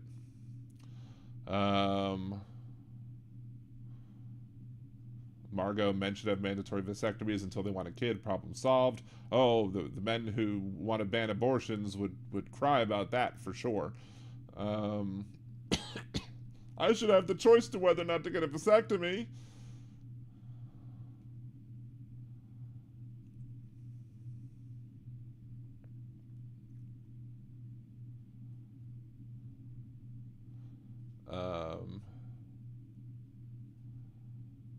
Let's see. Going through more. Dan, Diane, and Dubs night. Triple D! It's a Triple D night. Dan, Diane, and Dubs.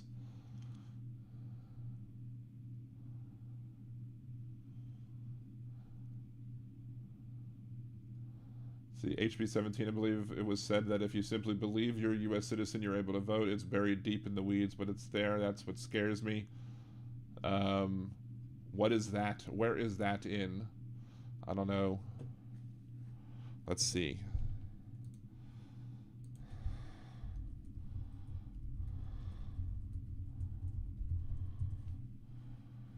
I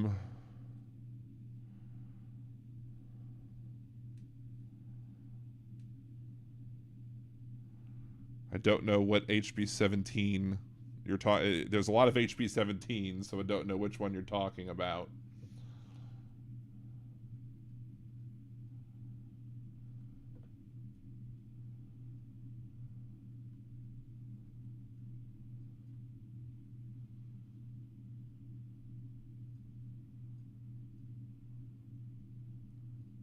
Still scrolling.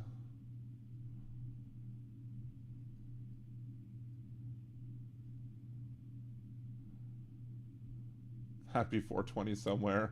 I think you're a little late on that. Just a reminder to everybody that April is National Procrastination Month.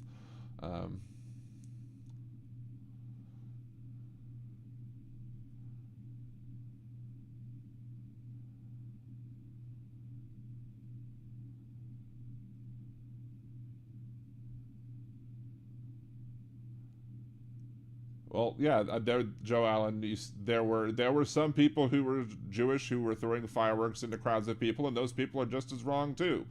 You know, again, they are those people happen to be Jewish who threw them. And I've been critical of the Jewish people who have been taking the side of Netanyahu, who have been saying things like you should flatten Gaza, who have been saying things that have been horrible as well. So I've been critical of those as well. Oh Jesus, Joe Allen.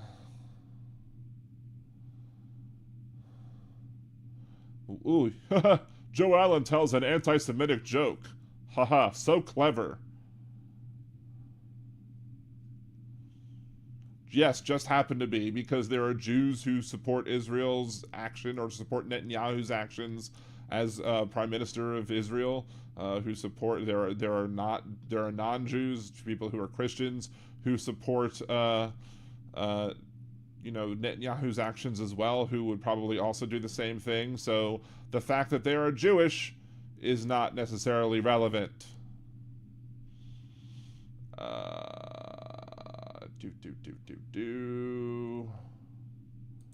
Move. Oh, wait. Hold on. Darn it. Sorry. The thing scrolled and I removed Kevin Anderson's post instead of Joe Allen's. Remove. Sorry, Kevin. Did not mean to remove your comment.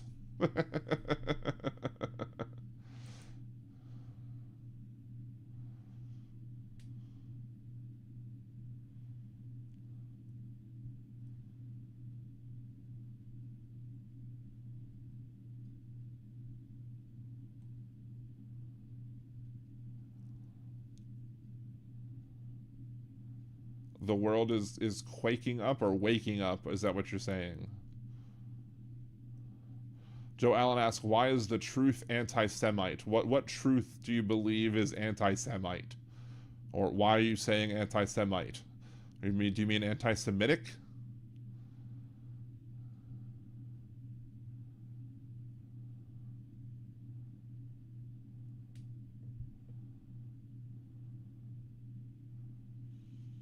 Wonder Mom, I think the overall cost of the cremation also included the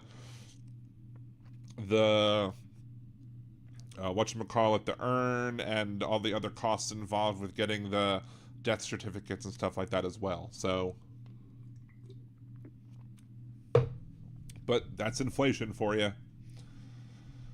Did I say hi to Trucker John? If not, hey Trucker John, what's going on? Good to see you. Good to see you, Trucker John. Yeah, Agoth Twitler, Israeli ultranationalism is not Jewish, it's right-wing extremism, and every people has that. Exactly. As I've said before on this show, and I'll say it again, the problem over there with Israel is, in Israel and with Palestine too, is conservatism. Hamas are the conservative religious extremists in Palestine for the Palestinian people. Netanyahu and Likud and the other far-right extremist groups are the conservatives over there. And the far-right American conservatives who support Netanyahu and Likud and the pushing of settlements and etc. over in Israel are also part of the problem. The problem over in the Levant is conservatism. All right, Chad, have a good night. Diane Russell, how about I don't care about religion you are as long as you're a good person. It's not that difficult. And that's what Judaism actually believes. That's why we're not evangelical. The Jewish faith doesn't evangelicize, we don't proselytize, we don't require anybody to follow the 613 commandments of the Torah. We just want people to be good people and treat other people as good people. We believe that people were born perfect the way that they were. They don't have to change. They just need to, be good people. That's why they have the so-called Noahide laws, because Noah wasn't a Jew in the Torah. First Jew was Abraham, and Noah was well before Abraham. But, again, there's nothing requiring anybody who's not Jewish to follow Jewish law. They just have to be good people. Oh, did I just do something stupid? I don't know.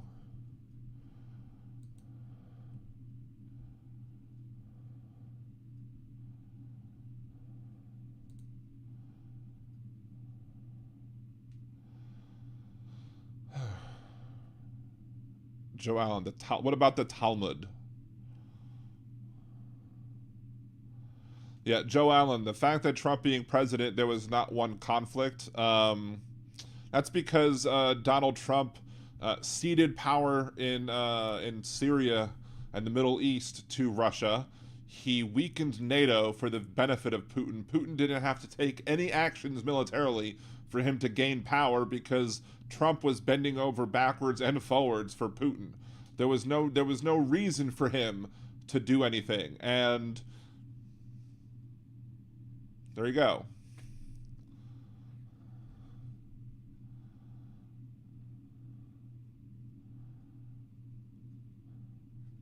Jeff Curry, I'm just doing my best to be a person. I'm atheist. Well, there you go. And there's always the story that's told that I always share whenever I see it, which is there is a student who's going to the rabbinic academy or something, and he asks the head rabbi, "Why did God create atheists?" And the rabbi responds, "God created atheists to teach everybody an important lesson. Because when an atheist does something to heal the world, when he does an act of charity, when he helps the poor, when he feeds the hungry, when he helps cure the sick, when he does anything to help anybody else, he's not doing it because God tells him to. He's not doing it because of something, reward that he's going to get in here or in the world to come. An atheist is doing something that's good and right and righteous because it's the right thing to do, and that's the only reason an atheist is doing that thing. So when the time comes for when somebody asks you for help, don't pray to God to help that person. Be like the atheist and help the person yourself." So that's one of the best Jewish allegories that I'll hear and I ever heard, and I love it, and I always reshare it whenever I see it. So why do I entertain trolls? Well, I mean, I and the mods have been deleting this person's comments as I've been seeing them be horrible. So I don't think this person is long for this chat. So don't worry about it, Benny.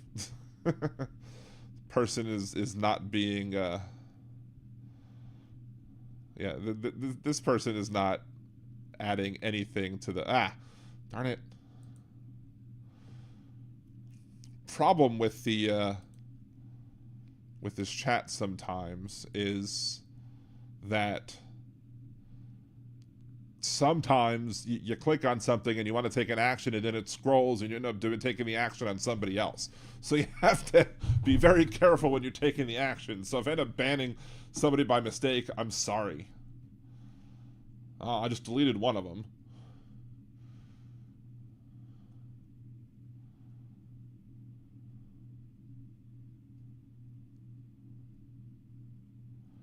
You can't even spell herpes right. See, all right.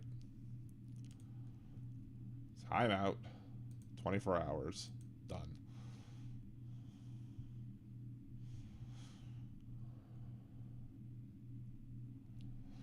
See, the problem is people like that love to bring up the whole thing about a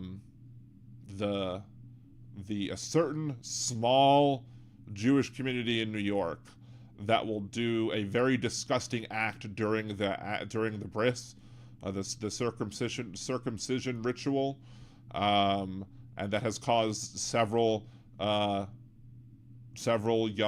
Jewish babies to end up getting herpes. It's gross, and the first time I ever heard of it, I didn't believe it, and I was insisting that the person was being anti-Semitic or pushing something that was anti-Semitic simply because of the fact that there was no way that it could be true. And then I looked it up, and it was true. And I was like, holy crap. but it's a very, very, very, very, very tiny minority of people who do it. It's not a Jewish tradition. So when people try and put that on all Jews, that person is being anti-Semitic. So that person has now just been silenced for at least 24 hours. The person comes back on Monday's show. That person continues that person will probably be banned. So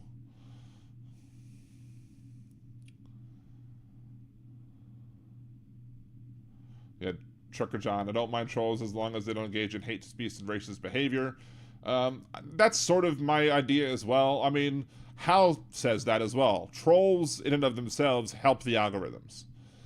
Trolls will help get people. So as long as trolls post things, it'll help, get other people seeing the channel and help.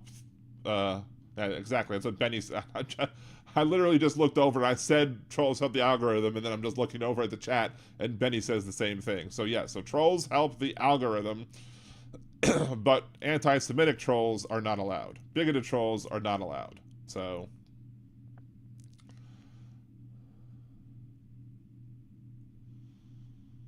and you definitely want to help Al Gore with his rhythm. All right, so let's get to the main topic of the show, shall we? Because we haven't even gotten there yet, and it's almost 2 hours into the show. Judge Aileen Cannon, in her ruling, has listed several dates for hearings. May 8th, today at 2 p.m. was a sealed hearing on grand jury matters. May 20th, resolution of pending seal requests. May 22nd, non-evidentiary hearing on defendant Nauda's motion to dismiss for selective and vindicative prosecution. May 22nd at 1:30, non-evidentiary hearing for defendant's motion to dismiss indictment for insufficient pleading. May 31st, discovery status report, special counsel consolidated defense. June 10th, June 17th, June 21st, June 24th to 26th, yada, yada, yada, yada, yada, all the way through July 22nd, supplemental SIPA hearing, sealed / ex parte. The problem is, the court also determines that finalization of a trial date at this juncture before resolution of the myriad and interconnected pretrial and SIPA issues remaining and forthcoming would be imprudent and inconsistent with the court's duty to fully and fairly consider the various pending pretrial motions before the court, critical SIPA issues, and additional pretrial and trial preparations necessary to present this case to a jury.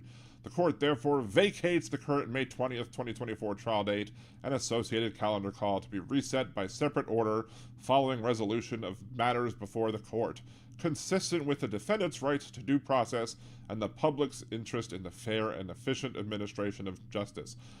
What efficient administration of justice? The fact that this is probably not going to be heard before the election proves that this is not an efficient administration of the justice. The only reason that I'm holding on to the idea that this, that this isn't some sort of, scandal / coup is that, and that Trump got her twice, is the fact that it's supposed to be random. And a conspiracy theorist might say there's no way that this was random. I think there were 3 judges that could have been picked for both of the times that she got picked. So there was a 1 out of 3 chance of getting her the first time, and then there was a 1 out of 3 chance of getting her the second time.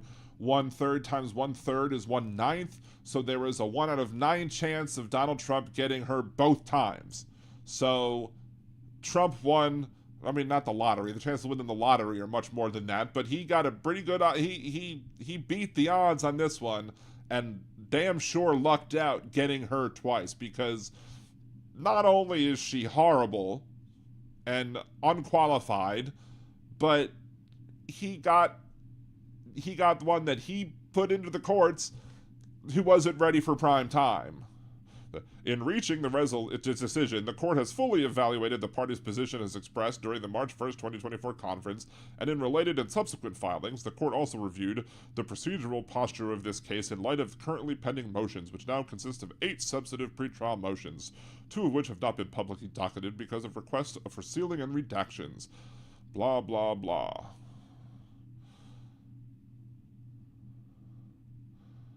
So, and one of the reason that she cited, she said that the court determines that the finalization of a trial date at this juncture before resolution and myriad of interconnected pretrial and insipid issues, blah, blah, blah, that it would be imprudent to put this, to set a date to put this before a trial. She cited a book. She literally cited a book. I can't stand when this happens. I cannot stand when judges cite non-legal precedent when discussing things.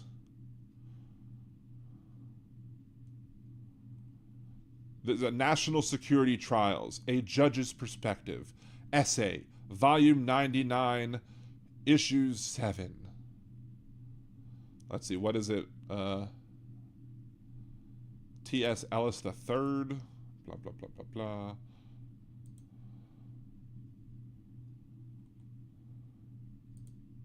Am I going to actually be able to see it? Or am I going to have it be blocked because it's blocked from some whatever? Let's see. So this is an essay. Is there a page number for this? How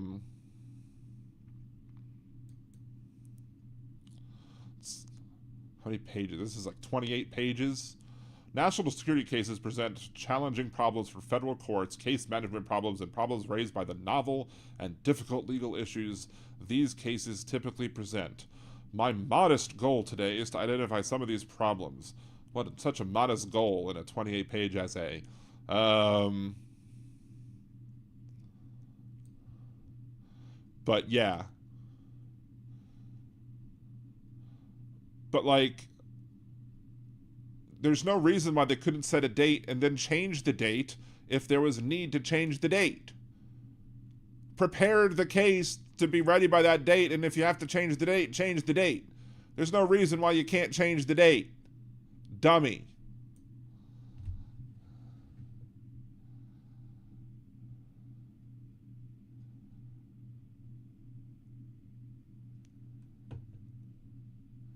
See, Arno. At the end of the day, the best way to judge religions is based on their hats, and the best one I have is Booty Hunter Trucker Cat by Squidbillies.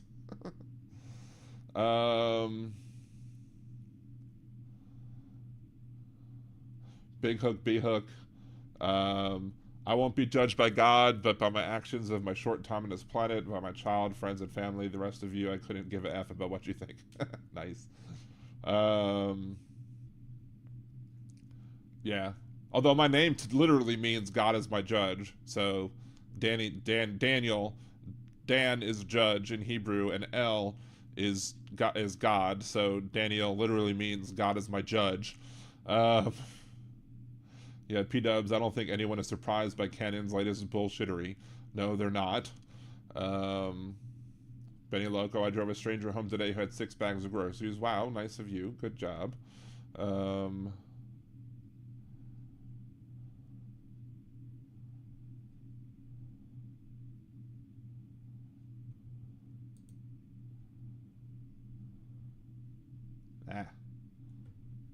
Crappy. Hold on. Tucker John, for me it's difficult to not be an a-hole. For so much that I have to say a little prayer every day, just to approach things out of kindness instead of anger, hatred. Nice. I mean, sometimes I can be one, but you know, it is what it is. Sorry, Trump, I took your line. I don't feel like clicking over.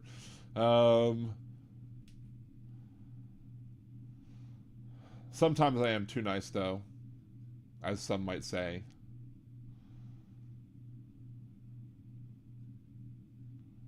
Remember when the Republicans claimed that judges shouldn't be judicial activists? Pepperidge Farm remembers. But yeah, I was laughing at that all during reading Alito's ruling, especially Alito's ruling in Dobbs v. Jackson, when I was like, what happened to no judicial activism? This Supreme Court that we have right now is a activist conservative Supreme Court. It's nuts. P-dubs, her only goal is to punt. This woman has no business handling this case. Cannon must go. That's why I said fire the cannon. That's the name of the episode. Fire the cannon.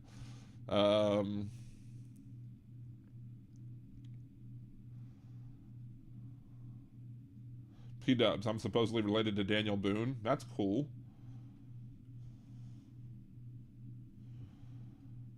So I don't know if the DC case moves forward because we have to hear the results of the Supreme Court ruling on immunity, and we're probably not going to hear that till June. So, and as soon as we hear that, if that comes, I guarantee you that's going to come out on a Friday. And when that comes out on a Friday, I'll do a show with a live reaction on that. So, so I'll have a special episode on that one, I'm sure, at some point during the day. I don't know if it'll be after Cider or whenever, but I'll do a special episode on that day. I'm sure. But yeah. I don't think she cites a page here, though. Like, what page? Let's see generally.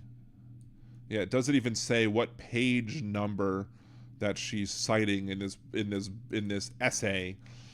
She's just saying overall that this essay is what she's citing. This 2013 essay that she's citing, that that you should not schedule cases.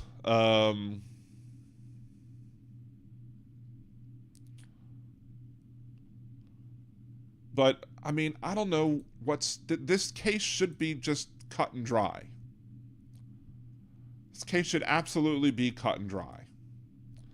He had the documents. They requested that the documents be returned. He returned some of them, but not all of them.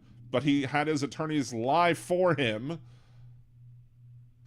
and plotted to not have all of the documents returned. Furthermore, he showed people documents that weren't allowed to see the documents and was recorded in an audio recording telling the people that the document that he was showing them was classified, that he didn't declassify it, that he could have declassified it, but he hadn't declassified it, and he was showing it to him anyway. Like, what is not more cut and dry than that? This case should be over with by now, and he should be serving at least 5 years in prison. Why 5 years in prison? Because that's the law he signed. That's why he's stupid. We don't have to have the most intelligent person in the world sitting in the Oval Office. You don't have to be the most intelligent person in the world. That's why you have advisors, to advise you on things that you're not knowledgeable of. And you should listen to those advisors when they tell you things. But you should at least not be an idiot. And you're an idiot if you sign a law that increases the punishment on the mishandling of classified documents to a 5-year in jail prison penalty, and then you violate your own law that you just signed. Dumbass. Dumb ass.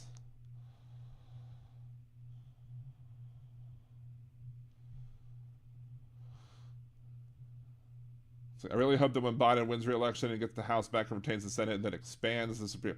I mean, retaining the Senate is going to be difficult, but I think it really depends.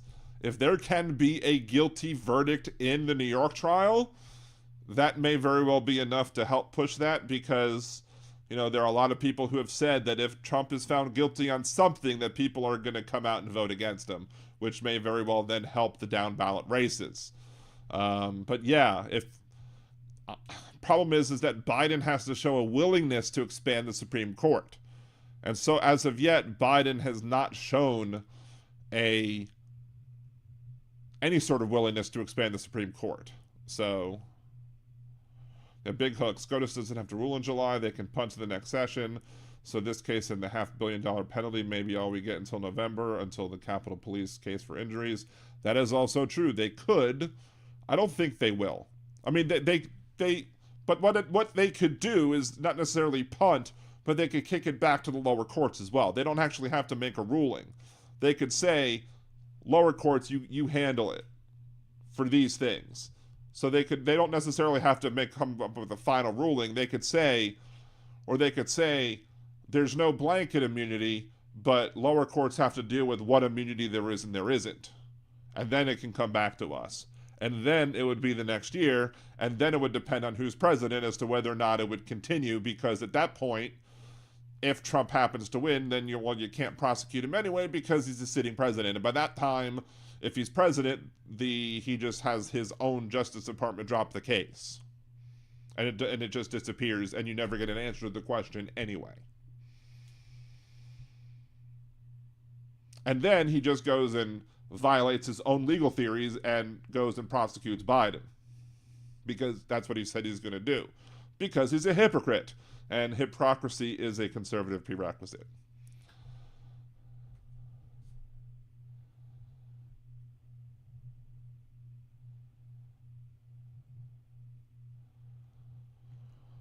Ninety seconds.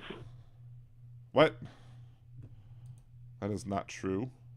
It's telling me 90 seconds, but my count says a minute, an hour, and 90 seconds. So who the hell knows? Blog Talk Radio is still semi-broken.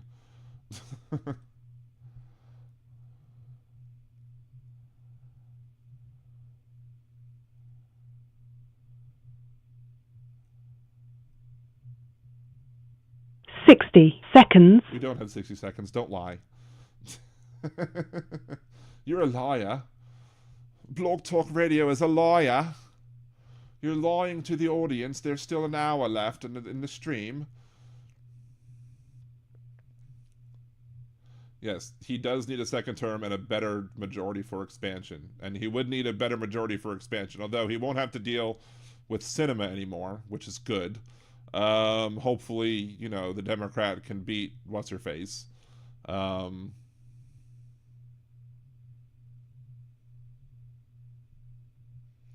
you heard about the Canon going on expensive trips funding by far-right rich folks? I'm not surprised, just like, Clarence Thomas and other folks.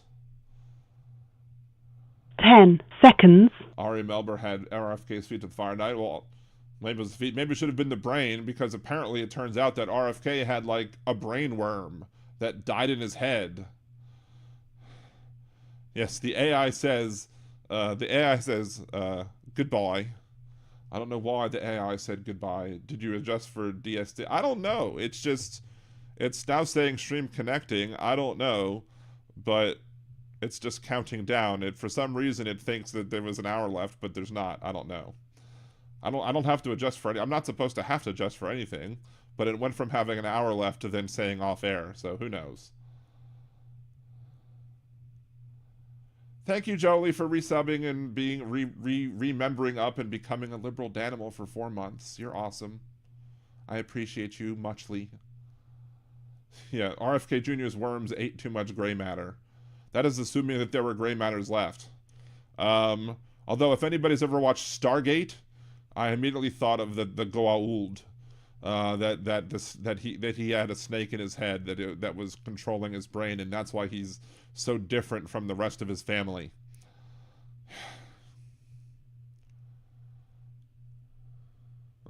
Yes, this podcast will self-destruct in 10 seconds. Gone! Arno says in the Twitch chat. Gone!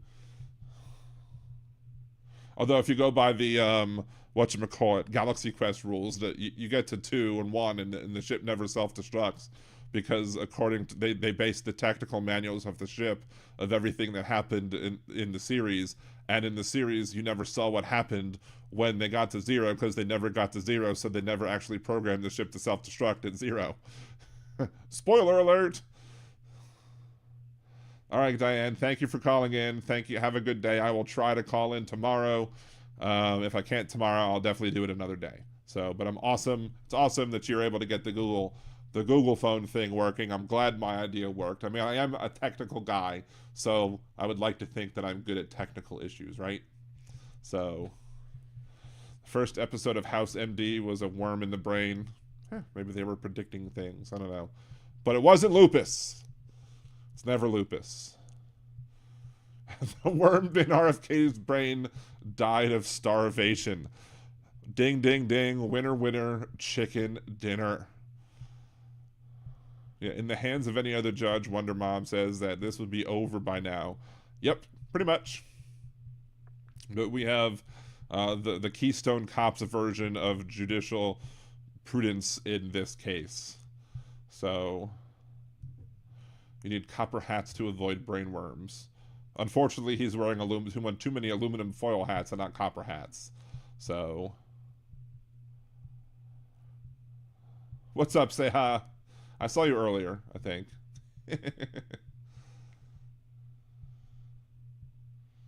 Don't put your head underwater in natural hot springs. Worms crawl into your brain.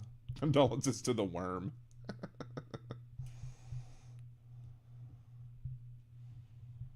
Nice.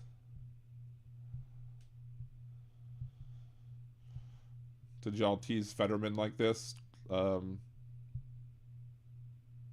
mean, the problem... I've not once... There have been people who have made fun of RFK Jr. for his stutter in his speech, and I've not once mocked them, and I've criticized people who have mocked RFK Jr. for his stutter. My issue with RFK Jr. is his anti-Semitism. Thank you, Aaron. Thank you for also being a liberal animal for 4 months. I've been very harsh about people who mock RFK Jr. for his stutter and for anything that is not under his control. But I have issues with his anti-Semitism, and I have issue with his policies. And so I will mock him for his lack of a brain, for his issues on policies, and especially for him being an anti-Semite. Because he has pushed anti-Semitic things. I have a video on that too. I've discussed that. So I will be very clear on that. And if anybody in the chat goes to the stutter thing or his speech impediment, yeah, you will have your comments deleted as well, because that's not cool. Just like I don't like when people mock Biden for his stutter as well. I've lost friends who mocked Biden for his stutter. So I don't want to make fun of RFK Jr., but the worm may answer the question of why he's so effing nuts. I mean, maybe.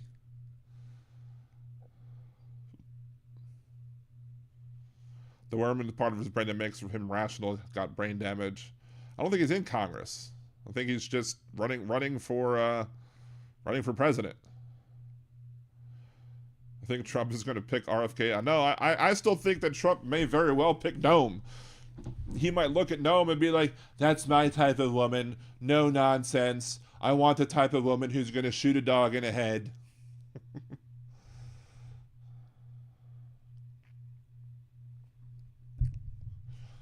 If you'll shoot a dog in the head, you'll do anything for me.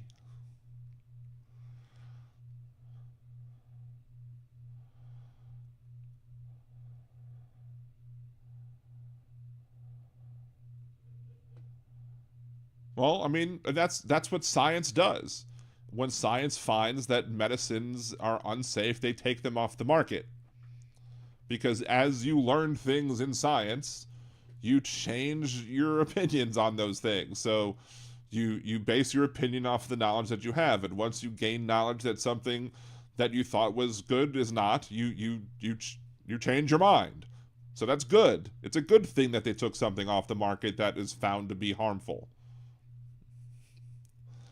But it doesn't make the things that RFK Jr. has said about vaccines okay, especially those things that he said that were anti-Semitic.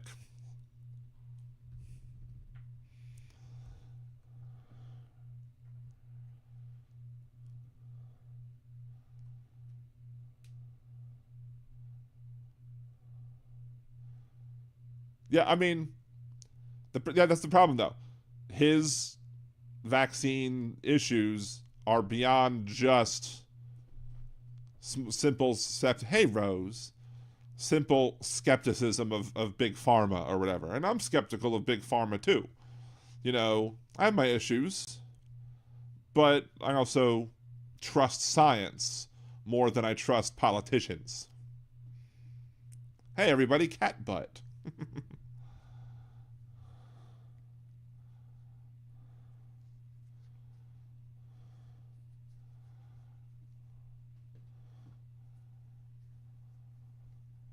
She is purring away. Purring away. And cat butt again. Problem is, she won't just make up her mind and just rest and just let herself lay down there and just let herself be pet. Like, or is she going to lay down? Wait, is she going to prove me wrong? Is she going to circle around and maybe lay down? Nope, she's jumping down. That's not wrong to ask questions. No, it's just wrong to ask questions in the manner in which he asked questions or make statements in the manner in which he made statements. And the way he made statements was, terrible. Margot, all the best people have kitties and occasionally dogs. I have 3 kitties and 1 dog. So, RFK was responsible for many deaths in the South Pacific due to his anti-vax disinformation. RFK Jr. is responsible, has children's blood on his hands for unvaccinated children and foolish parents who took the Kennedy name as worthy of truth. Shame on this MFer. Those are dueling comments on both chats. So yes, he has blood on his hands for his terrible. Yes, Harry Potter cat flashing in and out of existence.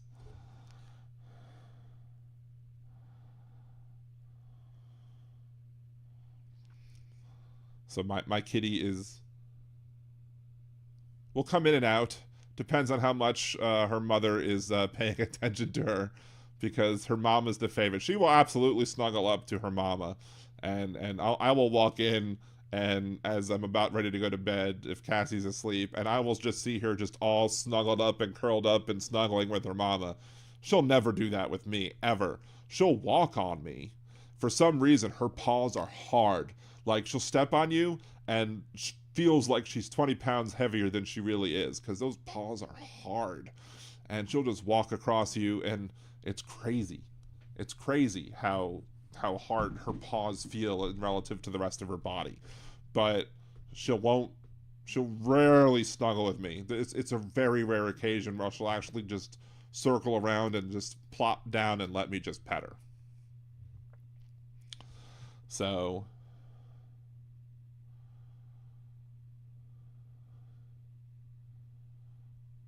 Aaron West, 3 dogs this week. Aw. Anti-vax was about 7% before COVID. Set the internet trolls to work. It's 21% now. That's a damn shame. And then we started seeing, measles come back? Like, it's ridiculous.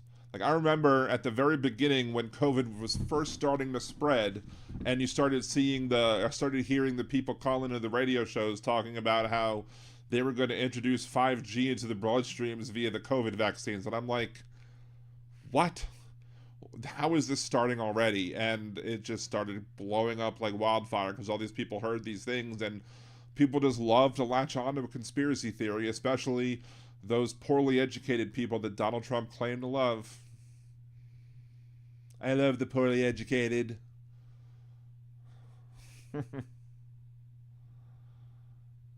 They're my favorite people.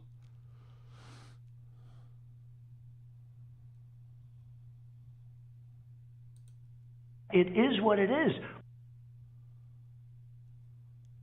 Yep, we beat viruses, and they're making a comeback simply because people refuse to trust science.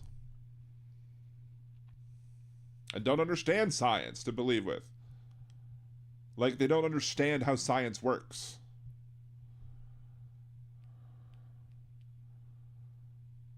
mRNA isn't really brand new either. mRNA isn't something that they've been working on for a very long time, and it's worked on other things already.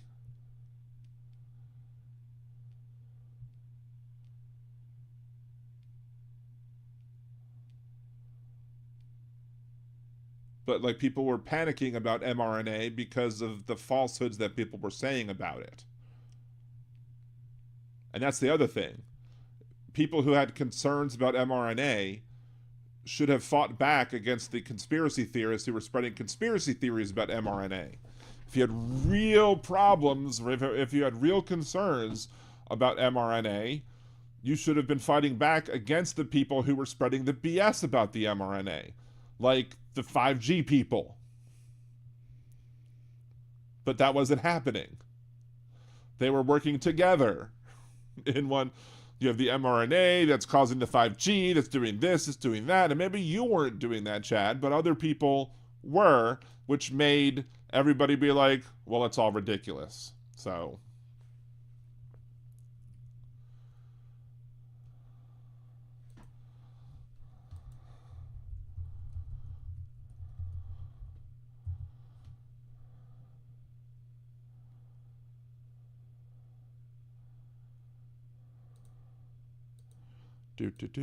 Hold on.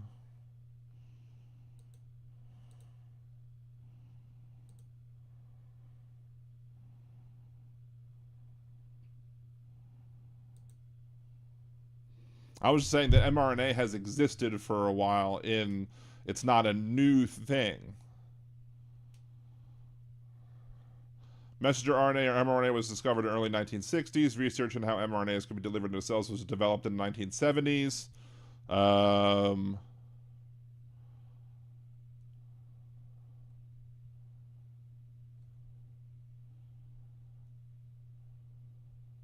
The first mRNA vaccines using these fatty envelopes were developed against Ebola virus, but since that virus is only found in a limited number of African countries, it had no commercial development in the U.S.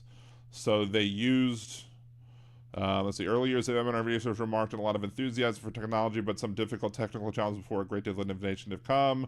The biggest challenge was mRNA would be taken up by the body and quickly degraded before it could deliver the message and be read into proteins in the cells. The solution became in advances in nanotechnology, development of fatty droplets, lipid nanoparticles that wrap the mRNA like a bubble, which allowed entry to the cells. Once inside the cell, the mRNA message could be translated into proteins, like the spike protein of SARS-CoV-2, and then the immune system would then be primed to recognize the foreign protein. The first mRNA vaccines using these fatty envelopes were developed against Ebola. So there you go. Ebola virus. The first vaccines that were created with mRNA vaccines were Ebola virus vaccines and not COVID. So there you go. Now, the COVID ones were the first commercially available ones, but the Ebola ones were the first ones.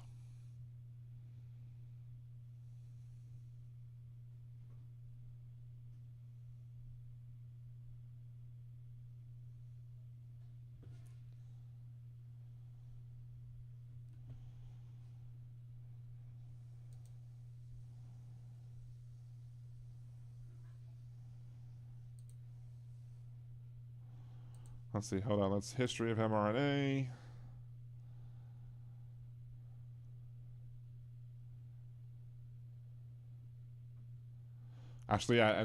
Someone else is true. In 2013, the first mRNA vaccine was approved for use in humans. Provenge was designed to treat prostate cancer by using the patient's immune cells to attack cancer cells. The vaccine demonstrated the potential of mRNA technology to improve the immune system. Development of mRNA vaccines for infectious diseases began in the early 2010s. In 2013, researchers at University of Pennsylvania and the NIH developed an mRNA vaccine for the Middle East respiratory syndrome MERS virus. That vaccine successfully treated the virus in animals and opened the doors for new advancements towards strengthening immunity. The breakthrough through mRNA vaccines came late 2019 with the emergence of the COVID-19 pandemic. So that's when it became big, but it's been used in various other things. So mRNA is not new.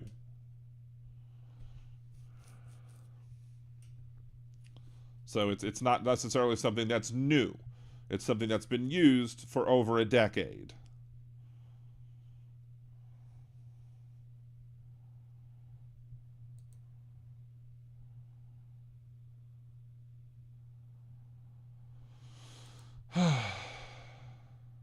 No, stupid. Nature.com has a paywall.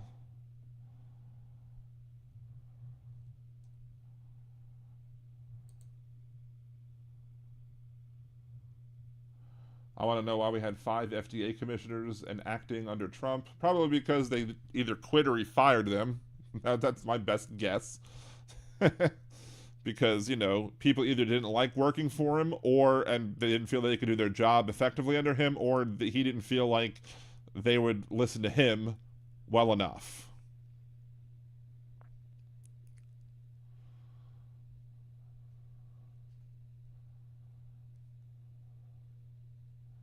Let's see, trying to think.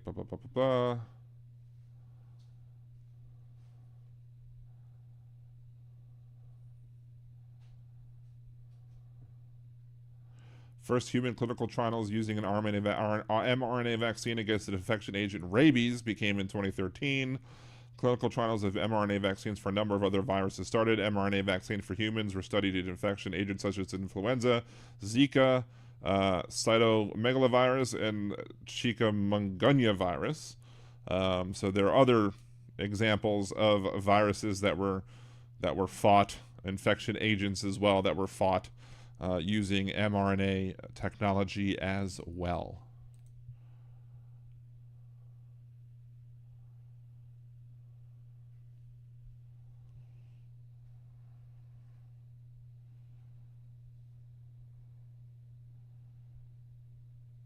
So yeah. So lots of history behind mRNA. It's not something that was just pushed on us as a surprise in 2019, 2020. What's up, TK? Good to see you. Never get medical advice or financial advice from a YouTube chat. That is good advice. Although isn't that technically financial advice or medical advice? The exception proves the rule.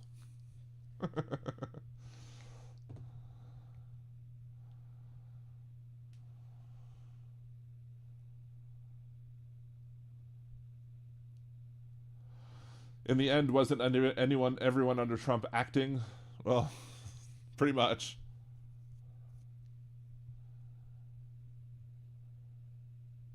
What's up, Fancy? Good to see you. Don't take wooden nickels. Take some wooden nickels. Give to Mr. Goodbar. That's part of Dare to be Stupid from Weird Al, right? Dare to be stupid. It's like spitting on a fish. It's like barking up a tree. It's like you say you gotta buy one if you wanna get one free. Dare to be stupid. Sorry.